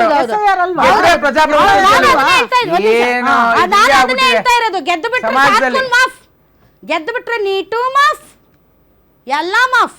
ಇದು ಪೇಪರ್ ಲೀಕ್ ಆಗಿರೋದು ಉತ್ತರ ಭಾರತದಲ್ಲಿ, ದಕ್ಷಿಣ ಭಾರತದಲ್ಲ. ತಮಿಳ್ನಾಡಲ್ಲಿ ನೀಟ್ನ ವಿರೋಧ ಮಾಡಿದ್ದಾರೆ. ಏನು ಲಾಸ್ಟ್ ಟೈಮ್ 2024ಅಲ್ಲಿ 7 ವಿದ್ಯಾರ್ಥಿಗಳಿಗೆ 720ಕ್ಕೆ 720 ಪರೀಕ್ಷೆ ಬಂತು ಅಂತ ಹೇಳಿ ಸುಪ್ರೀಂ ಕೋರ್ಟ್ ಚೀಮಾರಿ ಹಾಕ್ಬಿಟ್ಟು ಮರುಪರೀಕ್ಷೆ ಮಾಡಕ್ ಆದೇಶ ಮಾಡ್ತು. ಅದ್ರಲ್ಲಿ ಯಾರು ಮಹಾನಿರ್ದೇಶಕರಾಗಿದ್ರು ಅವರು ಇವತ್ತು ಛತ್ತೀಸ್ಗಢ ಮುಖ್ಯಮಂತ್ರಿಗೆ ರಾಜಕೀಯ ಕಾರ್ಯದರ್ಶಿ ಆಗಿದ್ದಾರೆ. ಯಾವ ನೈತಿಕತೆ ಇದೆ ಬಿಜೆಪಿ ಅವ್ರಿಗೆ ಮತ್ತೆ JDS ಅವ್ರಿಗೆ? ನೀಟ್ ಬಗ್ಗೆ ಮಾತಾಡ್ದೆ ಬರೀ ರಾಜಕಾರಣ ಮಾತಾಡ್ತಿದಾರಲ್ಲ. ಟೆಸ್ಟಿಂಗ್ ಏಜೆನ್ಸಿಯವರು ಒಂದು ಎಕ್ಸಾಮ್ಸ್ ಕಂಡಕ್ಟ್ ಮಾಡೋಕ್ಕೆ ಬರಲ್ಲ ಅಂತಂದರೆ, ಈ ಒಂದು ಎಕ್ಸಾಮ್ಸ್ ಕಂಡಕ್ಟ್ ಮಾಡಲ್ಲ ಅಂತಂದರೆ ಈ ಕೇಂದ್ರ ಸರ್ಕಾರ ಅದ್ರ ಮೇಲೆ ಏನು ಆ್ಯಕ್ಷನ್ ತೊಗೊಂತು? ಒಂದು ಈ ಒಂದು ವಿಚಾರವಾಗಿ ಕೇಂದ್ರ ಸರ್ಕಾರ ಒಂದು ಎಲೆಕ್ಷನ್ ಮಾಡಬೇಕಂದ್ರೆ 80 ಕೋಟಿ 90 ಕೋಟಿ ಅಂದರೆ 140 ಕೋಟಿ ಜನದಲ್ಲಿ 80 ಕೋಟಿ ಜನ ವೋಟಿಂಗ್ ಆಗ್ತಾರೆ ನಮ್ಮ ಇಡೀ ಇಂಡಿಯಾದಲ್ಲಿ. ಆ ಎಲೆಕ್ಷನ್ಗೆ ಎಷ್ಟು ಇಂಪಾರ್ಟೆನ್ಸ್ ಕೊಡ್ತಾರೆ ಅಂತಂದರೆ 5 ವರ್ಷದ ಬಜೆಟ್ ಏನಿರುತ್ತೆ ನಮ್ಮದು, ಒಂದೊಂದು ವರ್ಷದ ಬಜೆಟು 5 ವರ್ಷ ಎಲೆಕ್ಷನ್ನಲ್ಲಿ 1 ವರ್ಷದ ಬಜೆಟ್ ನಾವೇನು ಸ್ಪೆಂಡ್ ಮಾಡ್ತಿರಲ್ಲ, ಒಂದು ಎಲೆಕ್ಷನ್ ಖರ್ಚು ಮಾಡ್ತಾರೆ ಅವರು. ಎಲ್ಲ MPs ಇರ್ಬೋದು ಮತ್ತು ಅವರು ಏನು ಪಾರ್ಟೀಸ್ ಇರ್ಬೋದು, 3 ಪಾರ್ಟೀಸ್ ನೋಡಿದ್ರೆ 1 ವರ್ಷದ್ದು ಬಜೆಟ್ ಏನಿದೆ ನಮ್ಮ ಇಂಡಿಯಾದು ಅಷ್ಟು ದುಡ್ಡನ್ನು ಇವರು ಎಲೆಕ್ಷನ್ಗೆ ಯೂಸ್ ಮಾಡ್ತಾರೆ. ಆದರೆ ಒಂದು ಎಕ್ಸಾಮ್ ಅಪ್ಲಿಕೇಶನ್ ಫೀಸ್ ಹಾಕೋದಕ್ಕೆ ಸ್ಟೂಡೆಂಟ್ಸಿಂದ ಸಾವಿರಾರು ರೂಪಾಯಿ ಲೂಟಿ ಮಾಡ್ತಾರೆ. ಮತ್ತು ಅದಾದಮೇಲೆ ಲೂಟಿ ಮಾಡೋದಲ್ಲ, ಎಕ್ಸಾಮ್ಸ್ ಕರೆಕ್ಟಾಗಿ ನಡೆಸಕ್ಕೆ ಬರಲ್ಲ. ಇದೊಂದು ಪ್ರೈವೇಟ್ ಮಾಫಿಯಾ ಇದು. ಈ ಒಂದು ಕೋಚಿಂಗ್ ಇನ್ಸ್ಟಿಟ್ಯೂಟ್ ಏನು ಮಾಡ್ತಾರೆ ಅಂತಂದರೆ, ತಮ್ಮ ಒಂದು ಕೋಚಿಂಗ್ ಇನ್ಸ್ಟಿಟ್ಯೂಟು ರ್ಯಾಂಕ್ಸ್ ಬರಬೇಕು ಅಂತ ಹೇಳ್ಬಿಟ್ಟು ಈ ಒಂದು ಮಿನಿಸ್ಟರ್ಸ್ ಏನು ಈ ಒಂದು ಸಿಕ್ಕಾಕೊಂಡಿದಾರ ಮಿನಿಸ್ಟರ್ಸ್ ಸಂಬಂಧ ಇರುತ್ತೆ, ವಿತೌಟ್ ಮಿನಿಸ್ಟರ್ಸ್ ಕಾಂಟ್ಯಾಕ್ಟ್ ಇಲ್ಲ ಅಂತಂದರೆ, ಸರ್ಕಾರ ಗೌರ್ಮೆಂಟ್ ಕಾಂಟ್ಯಾಕ್ಟ್ ಇಲ್ಲ ಅಂತಂದರೆ, ಯಾವುದೇ ಒಂದು NTA ನ್ಯಾಷನಲ್ ಟೆಸ್ಟಿಂಗ್ ಏಜೆನ್ಸಿ ಅದ್ರ ಹತ್ರನೂ ಬಿಟ್ಕೊಂಡಿರಲ್ಲ ಅವರು. ಅದರೊಳಗಡೆ ಲಿಂಕ್ ಇಲ್ಲ ಅಂತಂದ್ರೆ ಇವು ದೊಡ್ಡ ತಿಮಿಂಗಲ ಮೇಲೆ ಯಾರ್ಯಾರು ಇದ್ದಾರೆ, ದೊಡ್ಡ ಮಿನಿಸ್ಟರ್ಸ್ ಇರ್ಬೋದು, ದೊಡ್ಡ MP ಮತ್ತೆ ಒಂದು ಮಧ್ಯವರ್ತಿಗಳು, ಇವ್ರ ಮೇಲೆ ಯಾರು ಆಕ್ಷನ್ ತಗೊಂಡಿಲ್ಲ ಇದುವರೆಗೂ. ನೀವು ಕೇಳ್ತಾ ಇರೋ ಪ್ರಶ್ನೆ ಮೇಡಮ್, ಇದು CBI ತನಿಖೆ, ಸೆಂಟ್ರಲ್ ಬ್ಯೂರೋ ಆಫ್ ಇನ್ವೆಸ್ಟಿಗೇಷನ್ ತನಿಖೆ ಮಾಡಿ ಲಾಸ್ಟ್ ಏನು ಇದು ಫಸ್ಟ್ ಟೈಮ್ ಅಲ್ಲ, this is not first time ಏನೋ ಕ್ವಶನ್ ಪೇಪರ್ ಲೀಕ್ ಆಗಿರೋದು, ವಾಟ್ಸಪ್ಪಲ್ಲಿ ಟೆಲಿಗ್ರಾಮಲ್ಲಿ ಕ್ವಶನ್ ಪೇಪರ್ ಚೇಂಜಸ್ ಆಗಿರೋದು, ಮತ್ತು ಎಂಟೈರ್ ಕಾಲೇಜಸಲ್ಲಿ ಅವ್ರ ರ್ಯಾಂಕ್ಸ್ ಬಂದಿರೋದು, ಕೋಟಿ ಅವರು ಮಾಫಿ ಮಾಡ್ಕೊಂಡಿರೋದು, 1-2 ಕೋಟಿ ಅಲ್ಲ, 100 ಕೋಟಿ 1000 ಕೋಟಿ ದುಡ್ಡು ಮಾಡ್ಕೊಂಡಿದ್ದಾರೆ.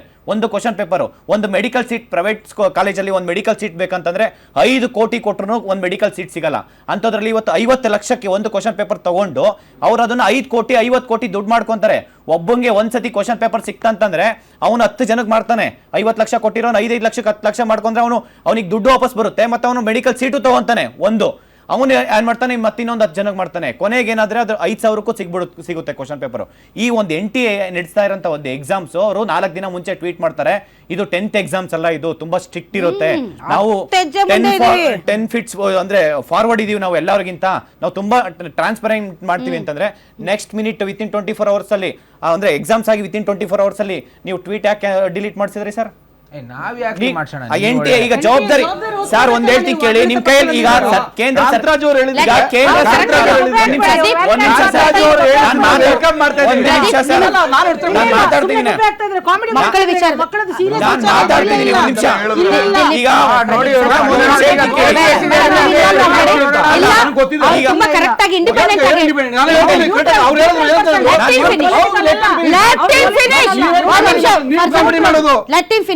ನಿಮಗೆ ಯಾವಾಗ ಅವಕಾಶ ಕೊಡ್ತೀನಿ ಅವಾಗ ಮಾತಾಡಿ. ಇಲ್ಲಿ ಇಲ್ಲಿ ನೋಡಿ, ನಾನು ರಾಜಕೀಯದ ಬಗ್ಗೆ ಮಾತಾಡ್ತಾ ಇಲ್ಲ, ನಾನು ರಾಜಕೀಯದಲ್ಲಿ ಮಾತಾಡ್ತಿದ್ದೀರಿ ಕಾಂತಕುಮಾರ್. ನಾನಿಲ್ಲಿ ರಾಜಕೀಯದಲ್ಲಿ ಏನ್ ಇನಿಷಿಯೇಟಿವ್, ಏನ್ ಚೇಂಜಸ್ ಮಾಡ್ಬೇಕು ಅನ್ನೋದು ಇಂಪಾರ್ಟೆಂಟ್ ಇಲ್ಲಿ. ಯಾಕೆಂದ್ರೆ ಇಲ್ಲಿ ಲಕ್ಷಾಂತರ ಮಕ್ಕಳಿಗೆ, ಕೋಟ್ಯಾಂತರ ಫ್ಯಾಮಿಲೀಸ್ಗೆ ಇಲ್ಲಿ ತೊಂದರೆ ಆಗ್ತಿದೆ. ಬರೀ ಸ್ಟೇಟ್ ಗವರ್ಮೆಂಟ್ ಮಾಡಿದಂತಹ ಈ ಒಂದು ಎಕ್ಸಾಮ್ಸ್ ಅಲ್ಲಿ ಮೇಡಮ್ ಡಿಲೀಟ್ ಮಾಡಿಸ್ತಾರೆ. ನೀವು ಇದ್ರ ಬಗ್ಗೆ ಇಷ್ಟು ಆಕ್ಷನ್ ಏನಕ್ಕೆ? ಈಗ ಒಂದು ಪೊಲಿಟಿಕಲ್ ಪಾರ್ಟಿ ಸೆಂಟ್ರಲ್ ಗೌರ್ಮೆಂಟ್ ಅಂತ ಏನಕ್ಕೆ ಎಲೆಕ್ಟ್ ಮಾಡಿದೀವಿ, ಮತ್ತೆ ಆ ಬಾಡಿ ಒಂದು ಅದು ಅಟಾನಮಸ್ ಮಾಡಿ NTA ಅನ್ನೋದು, ಅದ್ರ ಮೇಲೆ ನೀವೇನು ಆಕ್ಷನ್ ತಗೊಂಡಿಲ್ಲ. ಅದು ಇಂಡಿಪೆಂಡೆಂಟ್ ಬಾಡಿ ಆದ್ರೂ ಪ್ರತಿಯೊಬ್ಬರನ್ನ ಎಲೆಕ್ಟ್ ಮಾಡೋದು ಆಗಿರ್ಬೋದು, ನೀವು ಅಪಾಯಿಂಟ್ ಮಾಡೋದಿರ್ಬೋದು, ಪ್ರತಿಯೊಂದು ಸೆಂಟ್ರಲ್ ಗೌರ್ಮೆಂಟು ಅವ್ರ ಮೇಲೆ ಇಲ್ಲಿವರೆಗೂ ಏನು ಆಕ್ಷನ್ ತಗೊಂಡಿಲ್ಲ. ಈ ತನಿಖೆ ಮಾಡಿದ್ರೆ 2 ವರ್ಷ ಮುಂಚೆನೇ ನೀವು ಇದು CBI ತನಿಖೆ ಆಗಿತ್ತು, ಲಾಸ್ಟ್ ಟೈಮ್ ಅವಾಗ ಕ್ವಶನ್ ಪೇಪರ್ ಲೀಕ್ ಆಗಿತ್ತು, ಅವ್ರ ಬಗ್ಗೆ ಏನು ನೀವು ಆಕ್ಷನ್ ತಗೊಂಡಿದ್ರಾ? ಆಯ್ತು, ಇಂಥವ್ರು ಏನೋ ಒಂದು ಸ್ವಲ್ಪ ಸಣ್ಣ ಪುಟ್ಟ ಮಿಸ್ಟೇಕ್ಸ್ ಸರ್. ನಾನು ಹೇಳ್ಬಿಡ್ತೀನಿ, 1 ನಿಮಿಷ. ನೀವು ರಿಪೋರ್ಟ್ ತಗೊಂತೀರಾ, ರಿಪೋರ್ಟ್ ಯಾರೇ ಕೊಡ್ತೀರಾ? ಸುಪ್ರೀಂ ಕೋರ್ಟ್ ಕೊಟ್ಟಿದ್ರಾ? ಗೌರ್ಮೆಂಟ್ ಸೆಂಟ್ರಲ್ ಗೌರ್ಮೆಂಟ್ ಕೊಟ್ಟಿದ್ರಾ? ಸೆಂಟ್ರಲ್ ಗೌರ್ಮೆಂಟ್ ಏನು ಮಾಡಬೇಕಾಯ್ತು, ಅದ್ರ ಮೇಲೆ ನೆಕ್ಸ್ಟ್ ಟೈಮ್ ಏನು ಆಗಬಾರ್ದು ಅನ್ನೋ ಥರ ಪ್ರಿಕಾಷನರಿ ಮೆಜರ್ ತಗೊಬೇಕಾಯ್ತು. ಮತ್ತೆ ಅದೇ ರಿಪೀಟ್ ಆಯ್ತು. ನೀವೇನು ಮಾಡ್ತೀರಾ, ಇದು ನೆಕ್ಸ್ಟ್ ಇನ್ನೊಂದ್ಸತಿ NTA ಎಕ್ಸಾಮ್ಸ್ ಕಂಡಕ್ಟ್ ಮಾಡುತ್ತೆ, ತಿರ್ಗಾ ಅದೇ ಮಿಸ್ಟೇಕ್ಸ್ ಆಗುತ್ತೆ, ನಾವೇನು ಮಾಡೋಕ್ಕಾಗುತ್ತೆ? CBI ತನಿಖೆ ಮಾಡಿರ್ತೀವಿ, ಮತ್ತೇನ್ ಮಾಡೋದು? ಮತ್ತೆ ಅದೇ ಪರಿಸ್ಥಿತಿ ಸ್ಟೂಡೆಂಟ್ಸ್. ಇವತ್ತು ವಿದ್ಯಾರ್ಥಿ ಸೂಸೈಡ್ ಮಾಡ್ಕೊಂಡ್ರು.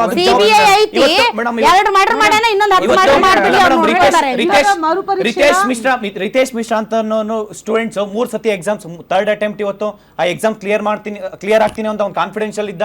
ಆ ಕಾನ್ಫಿಡೆನ್ಸ್ ಅಲ್ಲಿ ಇವತ್ತು ಎಕ್ಸಾಮ್ ಕ್ಯಾನ್ಸಲ್ ಆಗಿದ ತಕ್ಷಣ ಇವತ್ತು ಅವನು ಮೆಂಟಲಿ ಸ್ಟ್ರೆಸ್ ಆಗಿರೋದ್ರಿಂದ ಸೂಸೈಡ್ ಮಾಡ್ಕೊಂಡಿದ್ದಾನೆ. ಇದು ಕೊನೆ ಯಾರು?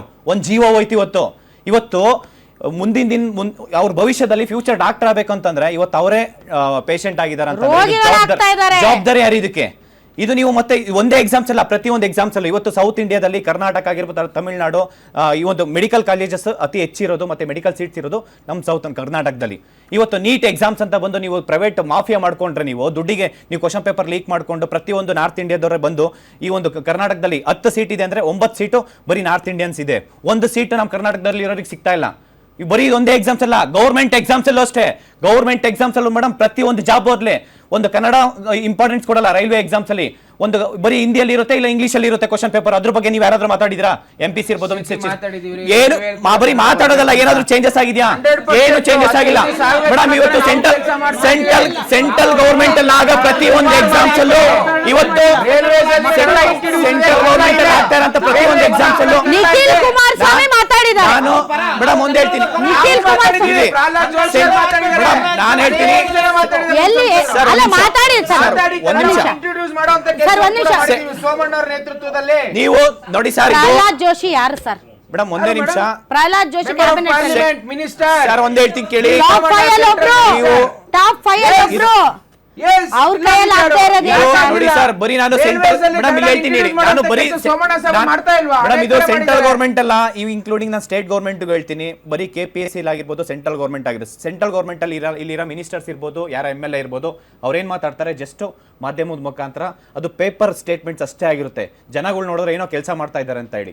ಇಲ್ಲಿ ಯಾವುದೇ ರೀತಿ ಇವತ್ತು ಸರ್ ಕ್ವಶನ್ ಪೇಪರ್ ಲೀಕ್ ಆಗಿದೆ ಅಂತ ಕಂಡಿಡಿದವರು ಯಾರು ಗೊತ್ತಾ? NTA ಅನ್ಕೊಂಡಿದ್ದೀರಾ? CBI ಅನ್ಕೊಂಡಿದ್ದೀರಾ? ಸ್ಟೂಡೆಂಟ್ಸ್ ಕಂಡಿಡಿದಿರೋದು. ಯಾವ NTA ಅಲ್ಲ, ಯಾವ CBI ಅಲ್ಲ, ಯಾವ ರಾಜಸ್ಥಾನದ ಏನು ಇನ್ವೆಸ್ಟಿಗೇಷನ್ ವಿಂಗ್ ಅಲ್ಲ, ಸ್ಟೂಡೆಂಟ್ಸ್ ಕಂಡಿಡಿದಿರೋದು. ಕಂಪ್ಲೇಂಟ್ ಕೊಟ್ಟಿರೋದ್ರಿಂದ ಅವರು ತಗೊಂಡಿರೋದು. ಸ್ಟೂಡೆಂಟ್ಸ್ ಒಂದ್ ವೇಳೆ ಹೇಳಿಲ್ಲ ಅಂದ್ರೆ ನಮ್ಮ ಕರ್ನಾಟಕದ ಮಕ್ಕಳ ಪರಿಸ್ಥಿತಿ ಆಗಿರಲಿ, ಇತರ ಮಕ್ಕಳ ಪರಿಸ್ಥಿತಿ ಏನಾಗಿರ್ತಿತ್ತು? ಬರೀ ಇದೊಂದೇ ನಾನು ಹೇಳ್ತಾ ಇಲ್ಲ ಮೇಡಮ್. ಬರೀ ಆಮೇಲೆ ಸ್ಟೇಟ್ ಇನ್ನೊಂದು ಇನ್ಸ್ಟಾಗ್ರಾಮ್ ಅಲ್ಲ, ಇನ್ನೊಂದು ಟೆಲಿಗ್ರಾಮ್. ನೀವು ಯಾವುದೇ ಒಂದು ನ್ಯೂಡ್ ವಿಡಿಯೋಸ್ ನೋಡಿ, ಯಾವುದೋ ಒಂದು ಹೆಣ್ಣುಮಗಳು ಯಾವುದೋ ಒಂದು ಅಸಹಾಯಕತನದಲ್ಲಿ ಎಲ್ಲೋ ಒಂದು ಕಡೆ ಎಲ್ಲೋ ಕಾಂಪ್ರಮೈಸ್ ಆಗಿರುವಂಥ ವಿಡಿಯೋಸ್ ಫಸ್ಟ್ ಬರೋದೇ ಇದರಲ್ಲಿ ಏನು ಟೆಲಿಗ್ರಾಮಲ್ಲಿ. ಯಾವುದೋ ಒಂದು ಸಿನಿಮಾ ಇನ್ನೂ ಕೂಡ ರಿಲೀಸ್ ಆಗೋಕ್ಕೆ ಆಗಿರೋದಿಲ್ಲ, ಆದರೆ ರಿಲೀಸ್ ಆಗೋಕ್ಕಿಂತ ಮುಂಚೆನೇ ಟೆಲಿಗ್ರಾಮಲ್ಲಿ. ಈ ರೀತಿಯಾದಂಥ ಯಾವುದೇ ಎಕ್ಸಾಮ್ ಆಗಲಿ ಕ್ವಶನ್ ಪೇಪರ್ಸ್ ಮೊದಲು ಬರೋದೇ ಟೆಲಿಗ್ರಾಮಲ್ಲಿ. ಇಷ್ಟೆಲ್ಲ ಆಗ್ತಾ ಇದ್ರೂ ಕೂಡ ಕೇಂದ್ರ ಸರ್ಕಾರ ಆ ಟೆಲಿಗ್ರಾಮ್ ಮೇಲೆ ಒಂದು ಕ್ರಮ ತೆಗೆದುಕೊಳ್ಳೋದಕ್ಕೆ ಸಾಧ್ಯ ಆಗ್ತಾ ಇಲ್ಲ ಅಂದ್ರೆ ಏನಿದು? ತಗೊಳ್ತಾರೆ ಅದನ್ನ. ಈಗ ಅದನ್ನ ಇನ್ವೆಸ್ಟಿಗೇಷನ್ ಶುರು ಮಾಡಿದ್ದಾರೆ. ಈಗ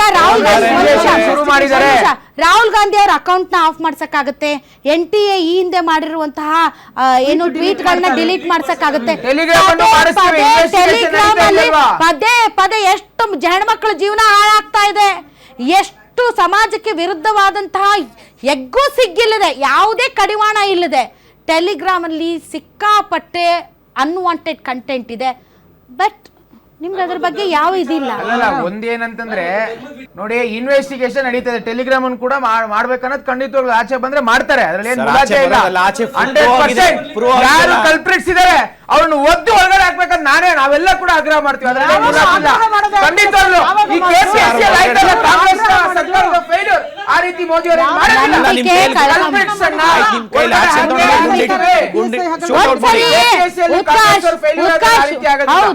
ಹೌದು ಆಗಬೇಡಿ. ಒಂದ್ ಸರಿ ಚಂದ, ಎರಡು ಸರಿ ಚಂದ, ಒಂದ್ ಸರಿ ಚಂದ, ಪದೇ ಆದ್ರೂ ನೀವ್ ಎಚ್ಚೆತ್ಕೊಂಡಿಲ್ಲ.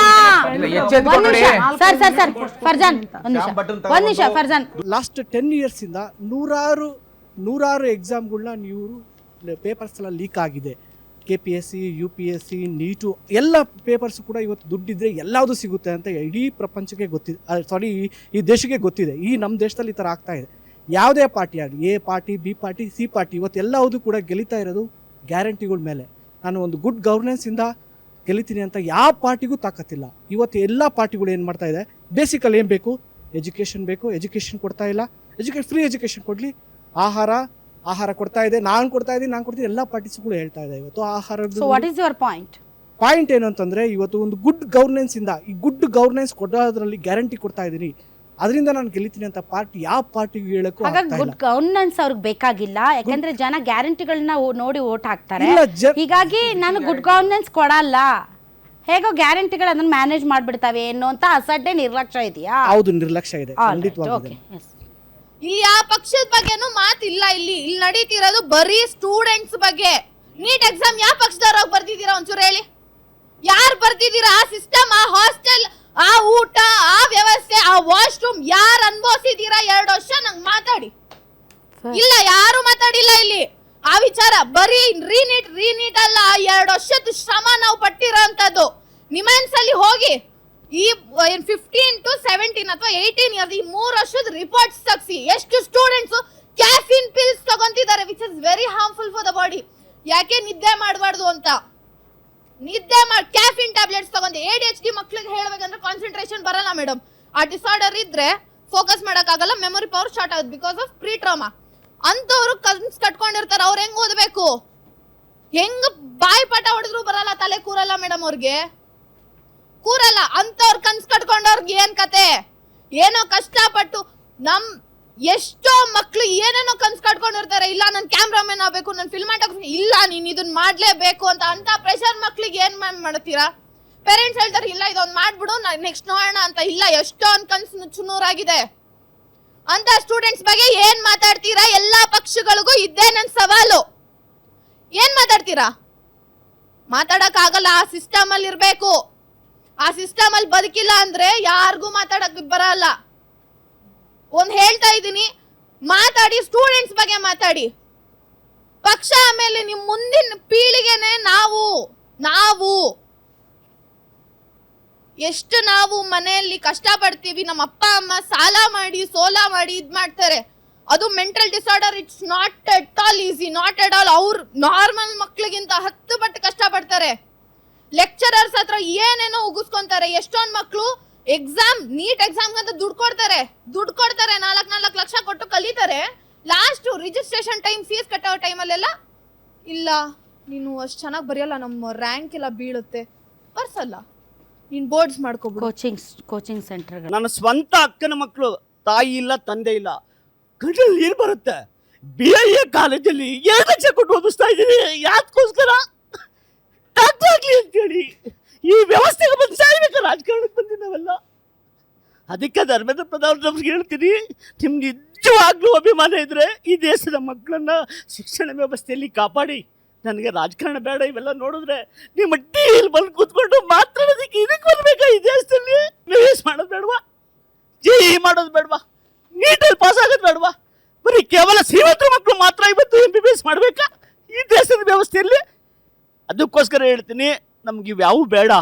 ನಮ್ಮ ಮಕ್ಕಳಿಗೆ ಮೋದಿಜಿಯವರೇ, ನಿಮ್ಗೆ ನಿಜವಾಗ್ಲೂ ಒಳ್ಳೆತನ ಇದ್ದರೆ ಇವತ್ತು ಯಾರ್ಯಾರು ತಪ್ಪು ಮಾಡಿದ್ದಾರೆ ಈ ದೇಶದಲ್ಲಿ, ಈ ನೀಟ್ಗೆ ಸಂಬಂಧಪಟ್ಟಂತೆ ಎಲ್ಲರನ್ನ ಜೈಲಿಗೆ ಹಾಕಿ.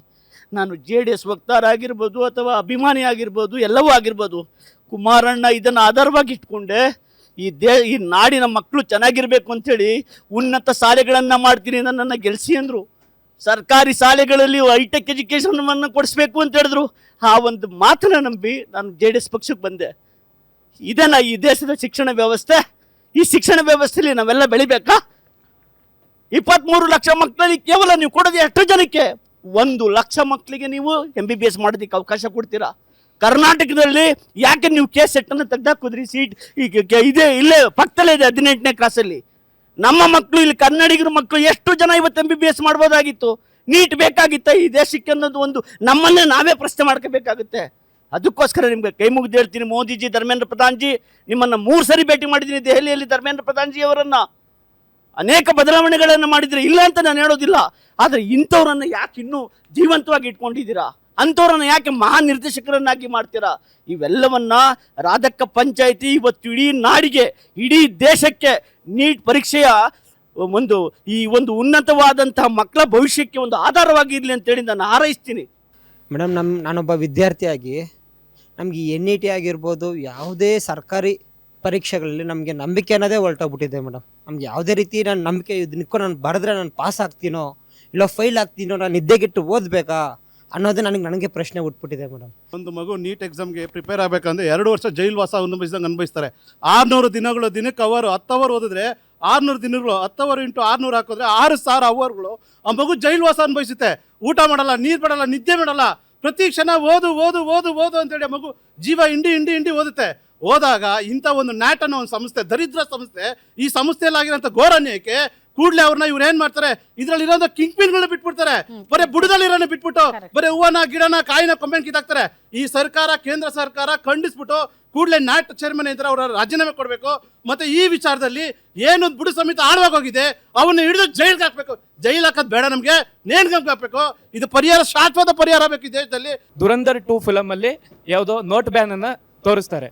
ಅದೇ ರೀತಿ ದುರಂಧರ್ 3 ಅನ್ನ ಮಾಡಿ ಯಾವ್ದಾದ್ರು ಪಾಕಿಸ್ತಾನಕ್ಕೆ ಇಲ್ಲಿಂದ ಪೇಪರ್ ಹೋಗಿತ್ತಾ, ಅದನ್ನು ಯಾವ್ದಾದ್ರು ಈ ರಾಜಕೀಯ ಪಕ್ಷಗಳು ದುರಂಧರ್ 3 ಮಾಡಿ ಅದನ್ನ ಸಂಕ್ಷಿಪ್ತವಾಗಿ ಯಾವ ರೀತಿ ನಡೆದಿದ್ದು ತನಿಖೆ ಮಾಡಿ ಅದನ್ನ ಕೊಡ್ತಾರೆ ತೋರಿಸ್ಬೋದು. ಅಂತ that's all social media gimmick. ಹೇಳಿ. ಸ್ಟೂಡೆಂಟಿಗೆ ಎಲ್ಲರಿಗೂ ಒಂದೇ ಥರ ಇರಬೇಕು. ಸೊ ನೀಟ್ ಎಕ್ಸಾಮ್ ಹೇಳೋದು ನ್ಯಾಷನಲ್ ವೈಡ್ ಸೇಮ್ ಎಕ್ಸಾಮಿನೇಷನ್ ಆಗಿರುತ್ತೆ. ಸೊ ಸಿಲೆಬಸ್ಸು ಸೇಮ್ ಆಗಿದೆ. ಯಾಕೆ ಕ್ಲಾಸಸ್ ಮಾತ್ರ ಬೇರೆ ಬೇರೆ ಇದೆ? ಸೊ ಈಗ ಗೌರ್ಮೆಂಟ್ ಸ್ಕೂಲ್ಸ್ ಎಲ್ಲ ಕ್ಲೋಸ್ ಆಗಿದೆ ಅಂತ ಹೇಳ್ತಾರೆ. ಯಾಕೆ ಸ್ಟೂಡೆಂಟ್ಸ್ ಬರೋದಿಲ್ಲ ಯಾಕಂತ ಹೇಳಿದರೆ ಸ್ಟೂಡೆಂಟ್ಸ್ಗೆ ಒಂದೇ ಥರ ಎಜುಕೇಷನ್ ಸಿಗ್ತಿಲ್ಲ. ಪ್ರೈವೇಟಲ್ಲೂ ಗೌರ್ಮೆಂಟಲ್ಲಿ ಸಪ್ರೇಟ್ ಆಗಿ ಡಿಫ್ರೆನ್ಸ್ ಸಿಗುತ್ತೆ ಅಂತ ಎಲ್ಲರೂ ಕಷ್ಟದವರು ಸಹ ಈಗ ಪ್ರೈವೇಟಲ್ಲಿ ಹೋಗ್ತಿದ್ದಾರೆ. ಅವರ ಸಂಬಳಗಿಂತ 3 ಪಡಿ ಜಾಸ್ತಿ ಕೊಡ್ತಿದ್ದಾರೆ. ಈಗ ಆ ಹೆಣ್ಮಗಳು ಅವಳ ಕಷ್ಟನ ಹೇಳ್ಕೊಂಡ್ಲು, ಎಷ್ಟು ಕಷ್ಟಪಟ್ಟು ಇವಳಂತ ಒಂದು ಮಗಳು ಇಲ್ಲಿರುವಂಥ ಎಷ್ಟು ಸ್ಟೂಡೆಂಟ್ಸ್ಗಳು ಕಷ್ಟಪಟ್ಟಿರ್ತಾರೆ ನೀಟಿಗೆ ಹೋಗ್ಸಾರ. ಅದಕ್ಕೆ ನಾನು ಈಗ ರಾಜ್ಯ ಸರ್ಕಾರದಲ್ಲೂ ಇದರ ಆಗಿದೆ, ಅದು ನಾನು ಹೇಳಕ್ಕೆ ಇಷ್ಟಪಡಲ್ಲ. ನಿಜವಾಗ್ಲೂ ಇದು ಖಂಡನೀಯ. ದಯವಿಟ್ಟು ನರೇಂದ್ರ ಮೋದಿಯವರು ಮಧ್ಯ ಪ್ರವೇಶಿಸಿ ಇದಕ್ಕೆ ಸರಿಯಾದ ನ್ಯಾಯ ತೋರಿಸ್ಕೊಡಿ ಅಂತ ಹೇಳಕ್ಕೆ ಇಷ್ಟಪಡ್ತೀನಿ. ಯಾರೇ ಒಂದು ನೀಟು ಎಕ್ಸಾಮ್ ಪೇಪರ್ ಲೀಕ್ ಮಾಡಿದಾರೋ ಅವರು ಯಾರೇ ಇದ್ರೂ ಅವ್ರಿಗೆ ಸರಿಯಾದ ಶಿಕ್ಷೆಗಳಾಗಬೇಕು. ಯಾವುದೇ ವಿದ್ಯಾರ್ಥಿಗಳಿಗೂ ಮುಂದಿನ ದಿನಗಳಲ್ಲಿ ಈ ಥರ ಆಗಬಾರ್ದು ಮೇಡಮ್. ತುಂಬ ಲಕ್ಷಾಂತರ ತಂದೆ ತಾಯಿಗಳು ಇವತ್ತು ನೋವು ಅನುಭವಿಸ್ತಾ ಇದ್ದಾರೆ. ಹಾಗಾಗಿ ಮುಂದಿನ ದಿನಗಳಲ್ಲಿ ಈ ಥರ ಆಗದೆ ಇದು ಎಲ್ಲ ಸರ್ಕಾರಗಳು, ಕೇಂದ್ರ ಸರ್ಕಾರನಾಗಲಿ ರಾಜ್ಯದಾಗಲಿ ಎಲ್ಲರೂ ಇದರಲ್ಲಿ ಕೈ ಜೋಡಿಸಿ ಯಾರು ತಪ್ಪು ಮಾಡಿರ್ತಾರೋ ಅವ್ರನ್ನ ಶಿಕ್ಷೆ ಕೊಡಬೇಕು ಅಂತೇಳಿ ನನ್ನ ಮನವಿ. ಒಂದು ನೋಡಿ ಮೇಡಮ್, ಅತ್ಯಂತ ದುರ್ದೈವದ ಘಟನೆ ಆಗಿರ್ತಕ್ಕಂಥದ್ದು. ನಾವೆಲ್ಲ ಕೂಡ ವಿದ್ಯಾರ್ಥಿಗಳ ಪರವಾಗೇ ಇರ್ತಕ್ಕಂಥದ್ದು. ಯಾಕಂದರೆ ನಾನು ಕೂಡ ವಿದ್ಯಾರ್ಥಿ ಸಂಘಟನೆಯನ್ನು ಬಂದಿರತಕ್ಕಂಥವ್ನು. ಆ ವಿಚಾರದಲ್ಲಿ ರಾಜಿ ಆಗುವಂಥದ್ದು ಇಲ್ಲವೇ ಇಲ್ಲ. ಈ ಕೂಡಲೇ ಪ್ರಧಾನಮಂತ್ರಿಗಳು ಮತ್ತು ಧರ್ಮೇಂದ್ರ ಪ್ರಧಾನ್ ಅವರು ಕೂಡ ಇದ್ರ ಒಂದು ಇವೇನು ಈ ದುರ್ಘಟನೆ ಆಗಿದೆ ಇದನ್ನು ಯಾರು ಒಪ್ಪುವಂಥದ್ದಲ್ಲ, ಇದನ್ನು ಯಾರು ನಾವು ಸಮುದಾಯಕ್ಕೆ ಕೊಡೋಕ್ಕೂ ಆಗೋದಿಲ್ಲ. It is happening again and again. So ಈ ಕೂಡಲೇ ಯಾರು ಮಧ್ಯವರ್ತಿಗಳಿದ್ದಾರೆ, ಆಮೇಲೆ ನೀವು ಹೇಳ್ದಂಗೆ ಟೆಲಿಗ್ರಾಮ್ ಆ್ಯಪ್ ಇರ್ಬೋದು, ಇದನ್ನೆಲ್ಲವೂ ಕೂಡ ಒಂದಷ್ಟು ಗಮನ ಇಟ್ಕೊಂಡು ಅವ್ರನ್ನ ಈ ಕೂಡಲೇ ಬಂಧನ ಮಾಡ್ತಕ್ಕಂಥದ್ದು ಮತ್ತು ಕಠಿಣವಾದಂಥ ಶಿಕ್ಷೆಯನ್ನು ಜಾರಿಗೆ ತರಬೇಕು ಅನ್ನುವಂಥದ್ದು ನಮ್ಮ ಆಗ್ರಹ ಅಷ್ಟೇ. ಬಟ್ ನಾವು ವಿದ್ಯಾರ್ಥಿಗಳಿಗೆ ಇವತ್ತು ನಾವು ಏನು ಹೇಳೋಣ, ಈ ವಿದ್ಯಾರ್ಥಿಗಳ ಪರಿಸ್ಥಿತಿ, ನಾನು ಕೂಡ ಒಬ್ಬ ವಿದ್ಯಾರ್ಥಿ ನಾಯಕ ಆಗಿದ್ದಂಥ ನಾವು ಹೋರಾಟಗಳನ್ನು ಮಾಡಿದ್ದೀವಿ. ಸೊ ಹಾಗಾಗಿ ಅದು ಆಗಬಾರ್ದು, ಅತ್ಯಂತ ದುರ್ದೈವದ ಸಂಗತಿ. ಮೇಡಮ್, ಎಲ್ಲ ರಾಜಕೀಯವನ್ನು ಬದಿಗಿಟ್ಟು ಇಂತಹ ಮಕ್ಕಳ ದುಃಖವನ್ನು ಬೀಯಿಂಗ್ ಎ ಫ್ಯಾಕಲ್ಟಿ, IAS ಫ್ಯಾಕಲ್ಟಿನ ಪ್ರತಿ ದಿವಸ ಒಬ್ಬೊಬ್ಬರ ವ್ಯಥೆಯ ಕಥೆಗಳನ್ನು ಕೇಳ್ತಾನೆ ಬಂದಿದ್ದೀವಿ ನಾವು. ನಿಜವಾಗ್ಲೂ ಅಷ್ಟು ದುಃಖ ಆಗುತ್ತೆ. ಫಸ್ಟ್ ಆಫ್ ಆಲ್ ನಾನು ಹೇಳೋದು ಮೇಡಮ್, ಎಲ್ಲ ರಾಜಕೀಯ ಬದಿಗಿಟ್ಟು ಹೇಳೋದು, ಶಿಕ್ಷಣ ಅನ್ನುವಂಥದ್ದು ಇವಾಗ ಏನಿದೆ ಕನ್ಕರೆನ್ಸ್ ಲಿಸ್ಟಲ್ಲಿ ಇದೆಯಲ್ಲ, ಕನ್ಕರೆಂಟ್ ಲಿಸ್ಟ್ ಸಮವರ್ತಕ ಪಟ್ಟಿಯಲ್ಲಿ ಇದೆಯಲ್ಲ, ಅದು ರಾಜ್ಯದ ಪಟ್ಟಿಯಲ್ಲಿ ಬರಬೇಕು. ಇವಾಗ ಏನಾಗುತ್ತೆ ಗೊತ್ತಾ, ಇವಾಗ ತಮಿಳ್ನಾಡಲ್ಲಿ ವಿಜಯ್ ಹೇಳ್ತಾ ಇದ್ದಾರೆ, ನಮ್ಮ ಸಿದ್ದರಾಮಯ್ಯ ಸಾಹೇಬ್ರು ಹೇಳ್ತಾ ಇದ್ದಾರೆ, ನಮ್ಮ ಪರೀಕ್ಷೆ ನಾವೇ ಮಾಡ್ಕೊಳ್ತೀವಿ. CET ಇದ್ದಾಗ ಹಿಂಗೆಲ್ಲ ಇರಲಿಲ್ಲ. ಆದರೆ ಇವಾಗ ಏನಾಗ್ತಾ ಇದೆ, ಆ ಸಮವರ್ತಿ ಪಟ್ಟಿಯಲ್ಲಿದ್ದಾಗ ಕೇಂದ್ರ ಸರ್ಕಾರ ಒಂದು ಕಾನೂನು ತಂದು ನಾವೊಂದು ಕಾನೂನು ತಂದಾಗ ಕೇಂದ್ರ ಸರ್ಕಾರದ ಕಾನೂನೇ ಅಲ್ಲಿ ವ್ಯಾಲಿಡ್ ಆಗೋದು, ಅದು ಕಾನೂನು. ಸೊ ಹಾಗಾಗಿ ಫಸ್ಟ್ ಆಫ್ ಆಲ್ ಅದು ರಾಜ್ಯದ ಪ್ರತಿ ರಾಜ್ಯಕ್ಕೆ, ನಮಗೆ ಮಾತ್ರ ಅಲ್ಲ, ರಾಜ್ಯ ಪಟ್ಟಿಯಲ್ಲಿ ಬರಬೇಕು. ಆಯಾ ರಾಜ್ಯಗಳು ಪರೀಕ್ಷೆ ಕಂಡಕ್ಟ್ ಮಾಡುವಂಗೆ ಆಗಬೇಕು. ಮೋದಿ ಅವರು ಬೇರೆಲ್ಲದ್ರಲ್ಲೂ ನನ್ನದು ಹೇಳಿ, ಬೇರೆಲ್ಲ ವೈಫಲ್ಯ ಆಗಿದೆ. ಆರ್ಥಿಕ ನೀತಿ ಆಗಿರ್ಬೋದು, ವಿದೇಶಾಂಗ ನೀತಿ ಆಗಿರ್ಬೋದು, ನಿನ್ನೆ ಬಂದು ಮೊನ್ನೆ ಕರೆ ಕೊಟ್ಟಿದ್ದಾಗಿರ್ಬೋದು, ಚಿನ್ನ ಹಾಕ್ಕೊಳ್ಬೇಡಿ, ಊಟ ಮಾಡಬೇಡಿ, ಅದೆಲ್ಲ ಬಿಡಿ. ಇದೊಂದನ್ನಾದರೂ ಮಾಡಬೇಕು. ಯಾಕಂದ್ರೆ ದೇಶದ ಯುವ ಜನತೆ ಅವರ ಮೇಲೆ ಎಷ್ಟೊಂದು ಮಂದಿ ಭರವಸೆ ಇಟ್ಟವರು ಇದ್ದಾರೆ, ತುಂಬಾ ಮಂದಿ ಇದ್ದಾರೆ. ಅದೊಂದು ಕಾರಣಕ್ಕೋಸ್ಕರ, ಆ ಮಕ್ಕಳ ಭವಿಷ್ಯಕ್ಕೋಸ್ಕರ ಭಾರತ ದೇಶದ ಮೇಲಿನ ಒಂದು ಪ್ರೀತಿಯಿಂದ ಭಾರತದ ನಾಗರಿಕರು ಉಳಿಬೇಕು. ಆ ಮಕ್ಕಳು ಎಲ್ಲರೂ ಇದೇ ವಯಸ್ಸಿನಲ್ಲಿ 20-21 ವರ್ಷದಲ್ಲಿ ಡಿಪ್ರೆಷನ್ಗೆ ಹೋದ್ರೆ ಎಂತಹ ನಾಗರಿಕ ಸಮಾಜವನ್ನು ನಮಗೆ ಕಟ್ಟಲಿಕ್ಕೆ ಸಾಧ್ಯ ಇದೆ? ಯಂಗ್ ಇಂಡಿಯಾ, ಭವ್ಯ ಭಾರತವನ್ನು ಕಟ್ಟಲಿಕ್ಕೆ ಸಾಧ್ಯ ಇದೆ. ಆ ಒಡೆದು ಹೋದ ಹೃದಯಗಳು, ಕಮ್ಮರಿದ ಕನಸುಗಳೊಂದಿಗೆ ಯಾವ ರೀತಿ ಅವರು ಮುಂದೆ ಬರಲಿಕ್ಕೆ ಸಾಧ್ಯ ಇದೆ? ಹಾಗಾಗಿ ಆ ಒಂದು ಕೆಲಸನಾದರೂ ಮಾಡಿ ಅವರು ಪುಣ್ಯ ಕಟ್ಕೊಳ್ಬೇಕು ಅಂತ ನಾನು ಕೇಳ್ಕೊಳ್ತಾ ಇದ್ದೀನಿ. ಅದೊಂದು ಕೆಲಸನ ಎಸ್, ಅವೆಲ್ಲ ಅಪ್ರಿಷಿಯೇಟ್ ಮಾಡ್ತೀವಿ ನಾವು. ಪಕ್ಷಾತೀತವಾಗಿದ್ರೆ ನೋ ಡೌಟ್ ಇದನ್ನು ವಿರೋಧ ಮಾಡಲೇಬೇಕು, ಖಂಡನೆ ಮಾಡಲೇಬೇಕು. ಇವತ್ತು ಆಗಿರ್ತಕ್ಕಂಥ ಅನ್ಯಾಯವನ್ನು ಸರಿಪಡಿಸಲೇಬೇಕು. ಸರ್ಕಾರದ ಮೇಲೆ ಭಾಳ ದೊಡ್ಡ ಜವಾಬ್ದಾರಿ ಇದೆ. ಇವ್ರನ್ನ ನೇಣಿಗೆ ಹಾಕಿದ್ರು ನಮ್ಮ ಕೋಪ ಹಿಂಗಲ್ಲ. ಆದರೆ ಇವತ್ತಿನ ವ್ಯವಸ್ಥೆಯಲ್ಲಿ ನಾನು ಆಗಲೇ ನಮ್ಮ ಫ್ರೆಂಡ್ ಹೇಳಿದಾಗೆ, ಇವತ್ತಿನ ಸುಪ್ರೀಂ ಕೋರ್ಟ್ನ ಹಾಲಿ ನ್ಯಾಯಾಧೀಶರಿಂದ ತನಿಖೆ ಆದರೆ ಒಂದಷ್ಟು ಇದಕ್ಕೊಂದು ತಾರ್ಕಿಕ ಅಂತ್ಯ ಕಾಣ್ಬೋದು ನನ್ನ ಆಶಾಭಾವನೆ ಇಟ್ಕೊಳ್ತಾ, ವೆರಿ ಇಂಪಾರ್ಟೆಂಟಾಗಿ ಕೋಚಿಂಗ್ ಸೆಂಟರ್ಗಳ ಮೇಲೆ ಒಂದಷ್ಟು ನಿಯಮಗಳನ್ನು ಕಟ್ಟುಪಾಡುಗಳನ್ನು ತರಬೇಕು. ಆಗ ಮಾತ್ರ ಒಂದಷ್ಟು ಈ ಕಷ್ಟಗಳನ್ನು ಹೇಳ್ಕೊಂಡ್ರಲ್ಲ ಆ ಕಷ್ಟಕ್ಕೆ ಒಂದಷ್ಟು ಪರಿಹಾರ ಸಿಗ್ಬೋದು ಅಂತ ನಾನು ಭಾವಿಸ್ತೇನೆ. ಜೊತೆಗೆ ನಾನು ಪಕ್ಷವಾಗಿ ಹೇಳೋದು ನೀಟ್ ಎಕ್ಸಾಮನ್ನು ನಾನು ಅವತ್ತು ವಿರೋಧಿಸಿದೆ, ಈಗಲೂ ವಿರೋಧಿಸ್ತೀನಿ, ಮುಂದಕ್ಕೂ ವಿರೋಧಿಸ್ತೀನಿ. ಇದು ಬೇಕಾಗಿಲ್ಲ. ಈ ರಾಜ್ಯಗಳಿಗೆ ನಮಗೆ ಸ್ವಾಯತ್ತತೆ ಬರಬೇಕು, ರಾಜ್ಯ ಸರ್ಕಾರಗಳೇ ನಡೆಸಬೇಕು ಅಂತ ನಾನು ಆಗ್ರಹ ಪಡಿಸ್ತೀನಿ. ಇದು ಸೆಂಟ್ರಲ್ ಇರ್ತಕ್ಕಂಥದ್ದು ನಾನು ಮೊದಲಿಂದನೂ ವಿರೋಧ ಮಾಡಿದ್ದೀನಿ, ಈಗಲೂ ವಿರೋಧ ಮಾಡ್ತೀನಿ. ಇದು ನಮ್ಮ ಪಕ್ಷವೂ ಕೂಡ ಅಷ್ಟೇ. ನಾನು ಹೇಳ್ತಕ್ಕಂಥ ಸ್ಟ್ಯಾಂಡ್ ಏನಪ್ಪ ಅಂತಂದ್ರೆ ನಮ್ಮ ಪಕ್ಷವಾಗಿಯೂ ಕೂಡ ನಾವು ನಮ್ಮ ರಾಜ್ಯಕ್ಕೆ ಇರಬೇಕು. ಒಂದು ಪ್ರಾದೇಶಿಕವಾಗಿ ಆ ಪಕ್ಷಗಳಿಗೆ ಆ ರಾಜ್ಯಗಳಿಗೆ ಇದ್ದರೆ ಆ ರಾಜ್ಯಗಳಿಗೆ ಸ್ವಾಯತ್ತತೆ ಸಿಗ್ತದೆ, ಆ ರಾಜ್ಯಗಳಿಗೆ ಆ ಮಕ್ಕಳ ಮೇಲೆ ಆ ಪೋಷಕರ ಮೇಲೆ ಅವ್ರದ್ದೇ ಆದಂಥ ಹಿಡಿತ ಸಿಗ್ತದೆ. ಆ ಮಟ್ಟದಲ್ಲಿ ಎಲ್ಲೋ ಒಂದು ಕಡೆ ಅವರಿಗೆ ಪರಿಹಾರವನ್ನು ಒದಗಿಸ್ಬೋದು. ಈ ರಾಷ್ಟ್ರೀಯ ಮಟ್ಟದಲ್ಲಿ ತೆಗೆದುಕೊಂಡಂಥ ನಿರ್ಧಾರಗಳು ಎಲ್ಲೋ ಒಂದು ಕಡೆ ಪ್ರಾದೇಶಿಕ ಅಸಮಾನತೆಗೆ ಕಾರಣ ಆಗಿದೆ. ಇದು ಎಲ್ಲೋ ಒಂದು ಕಡೆ ದ್ರೋಹ ಆಗ್ತಾ ಇದೆ ನಮಗೆ, ನೋ ಡೌಟ್. ಹಾಗಾಗಿ ಇದು ನೀಟ್ ವಿರುದ್ಧ ಇದ್ದೀವಿ ನಾವು. ನೀಟ್ ಪರಿಹಾರ ಅಲ್ಲ, ಇದು ನಮಗೆ ನೀಟ್ ತೊಲಗಿಸ್ಲಿ ಅಂತ ನಾನು ಈ ಮೂಲಕ ಕೇಳ್ಕೊಳ್ತೀನಿ. ಕಾಲೇಜ್ಗಳಿಗೆ ಸ್ಯಾಂಕ್ಷನ್ ಕೊಡೋರು ರಾಜ್ಯ ಸರ್ಕಾರ, ಅನುದಾನ ಕೊಡೋರು ರಾಜ್ಯ ಸರ್ಕಾರ, ಬರೀ ಸೀಟ್ ಫಿಲ್ಲಿಂಗ್ ಮಾಡೋದಕ್ಕೆ ಕೇಂದ್ರ ಸರ್ಕಾರ ಮಾಡಿಕೊಂಡು ಈ ರೀತಿ ಅವಾಂತರ ಆದ್ರೆ ದೇಶದ ಮಕ್ಕಳಿಗೆ ಅನ್ಯಾಯ ಆಗ್ತಾ ಇದೆ. ಬೇರೆ ಕರ್ನಾಟಕದ ಮಕ್ಕಳಿಗೆ ಅಂತೂ ಬಹಳ ದೊಡ್ಡ ಅನ್ಯಾಯ ಆಗ್ತಾ ಇದೆ.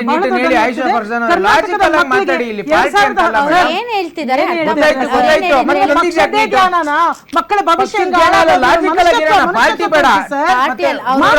ಮಾತಾಡಿ ಸರ್ ನೀವು. ಉತ್ಕರ್ಷ್, ನಿಮ್ಗೆ ಈ ನಾಡಿನ ಮಕ್ಕಳ ಮತ್ತು ನಮಗೇನ್ ಬೇಕು ಒಂದು ರಾಜ್ಯವಾಗಿ ಅನ್ನುವಂತ ವಿಚಾರಗಳಲ್ಲೂ ತಮಗೆ ಬಹಳ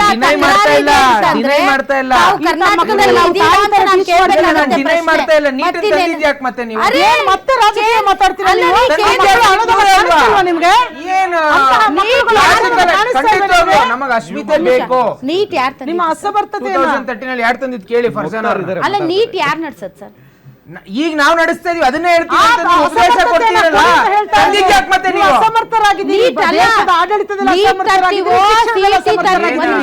ನೀಟ್ ತರ್ತೀವೋ ಸಿಇಟಿ ತರ್ತೀವೋ ನಾವು ನಮ್ ರಾಜ್ಯದೊಳಗಡೆ ಒಂದ್ ಮನವಿ ಪತ್ರ ನಮ್ ರಾಜ್ಯದೊಳಗೆ ಇರ್ಲಿ ಅಂತ ಹೇಳ್ತಾ ಇರೋದು. ತಕರಾರೇನು? ತಕರಾರೇನಿಲ್ಲ. ನಾನು ಹೇಳಿದ ಪಾಯಿಂಟ್ ಏನ್ ಗೊತ್ತಾ, ಉಪದೇಶ ಕೊಟ್ಟಲ್ಲ. ಒಂದ್ ನಿಮಿಷ, ಅವರು ನೀಟ್ ಬಗ್ಗೆ ಉಪದೇಶ ಕೊಡ್ಲಿಲ್ಲ. ಅವ್ರು ಹೇಳಿರೋದು ಯಾವುದೇ ಪರೀಕ್ಷೆಗಳಾಗಲಿ ವ್ಯಾಪಕ ಸ್ಕ್ಯಾಮ್ ಆಯ್ತಲ್ವಾ, ಅದಾದ್ಮೇಲೆ ನೀಟನ್ನು ಇಂಟ್ರೊಡ್ಯೂಸ್ ಮಾಡಿದ್ದು. ಬೇಡ ಬಿಡಿ, ರಾಜ್ಯಗಳ ನಡೆಸಲಿ. ನಿಮ್ ಪ್ರಾಬ್ಲಮ್ ಏನು ಸರ್? ಏನು ಪ್ರಾಬ್ಲಮ್? ನಮ್ಮ ರಾಜ್ಯಗಳ ನಡೆಸಲಿ ಬಿಡಿ. ವ್ಯಾಪಕ ಸ್ಕ್ಯಾಮ್ ಆದ್ಮೇಲೆ ಇವರೇ ತಂದಿದ್ದು ನೀಟ್. ಹೌದಪ್ಪ, ನೀಟ್ ತಂದು ಕೇಳಿಸ್ಕೊಳ್ಳಿ. ರಾಜ್ಯಗಳು ನಡೆಸಬೇಕು ಪರೀಕ್ಷೆಗಳು, ನೀಟೋ ಸಿಇಟೋ ಏನೋ ಒಂದು. ಅದಕ್ಕೆ ನಿಮ್ ತಕರಾರೇನು ಇಲ್ಲ. ನಾನು ಉತ್ತರ ಕೊಟ್ಟಿದ್ದೆ. ತಕರಾರು ಏನ್ ಮಾಡಿ ಲಾಜಿಕ್ ನೀಟ್ ತಂದಿದ್ ನೀವೇ ಅಲ್ವೇಲ್ರಿ? ತಂದಿದ್ ಕಾರಣ ಏನು? ನಿಮ್ಮ ರಾಜ್ಯದಲ್ಲಿ ಇದ್ದಂತ ಆಡಳಿತದಲ್ಲಿ ಇದ್ದಂತ ವ್ಯಾಪಕ ಸ್ಕ್ಯಾಮ್ ಆದ್ಮೇಲೆ ನಿಮ್ಗೆ ಒಂದ್ ನಿಮಿಷ, ರಾಜ್ಯದ ರಾಜ್ಯದ ಹಿತಾಸಕ್ತಿ ಬಗ್ಗೆ ಮಾತಾಡಿದ್ರು ನಿಮ್ಗೊಂದು ತಕರಾರು ಇತ್ತಲ್ಲ.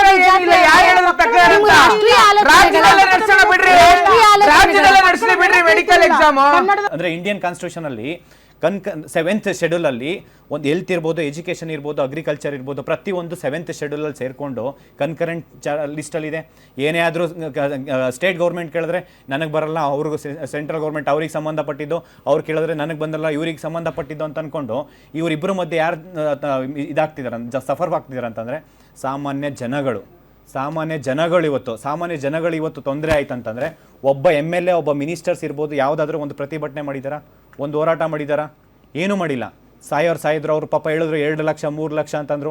ಇಡೀ ಜೀವನ ಪೂರ್ತಿ ಅವ್ರ ಅಪ್ಪ ಅಮ್ಮ ದುಡಿದ್ರು ಕೂಡ 2 ಲಕ್ಷ 3 ಲಕ್ಷ ದುಡ್ಡನ್ನ ಹೊಂದಿಸೋದಕ್ಕಾಗಲ್ಲ.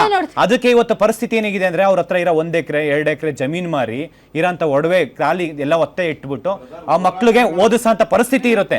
ನೋಡಿದ್ರಲ್ಲ ವೀಕ್ಷಕರೇ, ಒಕ್ಕೊರಲಿನಿಂದ ಈ ವ್ಯವಸ್ಥೆ ಬದಲಾಗಬೇಕು ಅನ್ನುವಂತಹ ಆಗ್ರಹ ಇದೆ. ಇಲ್ಲಿ ರಾಜಕೀಯ ಇಲ್ಲ, ಆದರೆ ಕೇಂದ್ರದಲ್ಲಿ ಒಂದು ರಾಜಕೀಯ ಪಕ್ಷ ಆಳ್ತಾ ಇದೆ ಅಷ್ಟೇ. ಅದನ್ನು ನಾವು ರಾಜಕೀಯ ದೃಷ್ಟಿಯಿಂದ ನೋಡ್ತಾ ಇಲ್ಲ. ಪದೇ ಅವ್ಯವಹಾರಗಳಾದರೂ ಕೂಡ ಯಾವುದೇ ಕಟ್ಟುನಿಟ್ಟಿನ ಕಠಿಣ ಕ್ರಮಗಳನ್ನು ಕೈಗೊಳ್ಳದೆ, ಯಾರು ನಾಲಾಯಕಗಳು, ಯಾರು ಭ್ರಷ್ಟಾಚಾರಿಗಳಿಗೂ ಅವರಿಗೆ ಭಯ ಇಲ್ಲದೆ ಇರುವಂಥ ವಾತಾವರಣ ಸೃಷ್ಟಿಯಾಗಿದೆ. ಒಂದು ಭಯದ ವಾತಾವರಣ ಸೃಷ್ಟಿಸಿದ ಹೊರತು ಮುಂದೊಂದು ದಿನ ಇದಕ್ಕೆ ಕಡಿವಾಣ ಬೀಳೋದಿಲ್ಲ. ಆದರೆ ಪದೇ ನಡೀತಾ ಇದ್ರು ಈ ಕಡಿವಾಣ ಹಾಕುವ ಕಠಿಣ ಕ್ರಮಕ್ಕೆ ಯಾಕೆ ಮುಂದಾಗ್ತಾ ಇಲ್ಲ ಕೇಂದ್ರ ಸರ್ಕಾರ? ಅದು ಈಗ ಎಲ್ಲರೂ ಕೇಳ್ತಾ ಇರುವಂತಹ ಪ್ರಶ್ನೆ. ಮೋಸ್ಟ್ಲಿ ಮೋದಿಯವರು ಚುನಾವಣೆಯಲ್ಲಿ ಬ್ಯುಸಿ ಇದ್ರು ಅಂತ ಅನಿಸುತ್ತೆ. ಈಗ ಪಂಚರಾಜ್ಯ ಚುನಾವಣೆಗಳು ಮುಗಿದಿವೆ, ಸಾಲು ಸಾಲು ಪ್ರಕರಣಗಳು ಇವತ್ತು ಮೋದಿಯವರನ್ನೇ ಪ್ರಶ್ನಿಸುವಂತೆ ಮಾಡ್ತಾ ಇದೆ. ಹಾಗಾಗಿ ಮೋದಿಯವರು ಪುರ್ಸೊತ್ತಾಗಿ ಇದಕ್ಕೋಸ್ಕರ ಟೈಮ್ ತಗೊಂಡು ಯಾರ್ಯಾರು ಇನ್ವಾಲ್ವ್ ಇದ್ದಾರೆ ಅವರೆಲ್ಲರನ್ನೂ ಕೂಡ ನೇತು ಹಾಕಲಿಲ್ಲ ಅಂತ ಅಂದರೆ ನೆಕ್ಸ್ಟ್ ಬರೋ ಎಕ್ಸಾಮಲ್ಲಿ ಒಂದು ಕ್ವಶನ್ ಪೇಪರ್ ಲೀಕ್ ಆದರೂ ಕೂಡ ಡೈರೆಕ್ಟ್ ಮೋದಿಗೆ ಕೇಳ್ತಾರೆ, ಸಾಥಿಯೋ ಏ ಹೈ ಕ್ಯಾ ಅಚ್ಚೆ ದಿನ್ ಅಂತ. So be careful. ಇದು ಇದರಿಂದ ವಿಶೇಷ. ಗ್ಯಾರಂಟಿ ನ್ಯೂಸ್, ಸುದ್ದಿ ಖಚಿತ, ನ್ಯಾಯ ನಿಶ್ಚಿತ.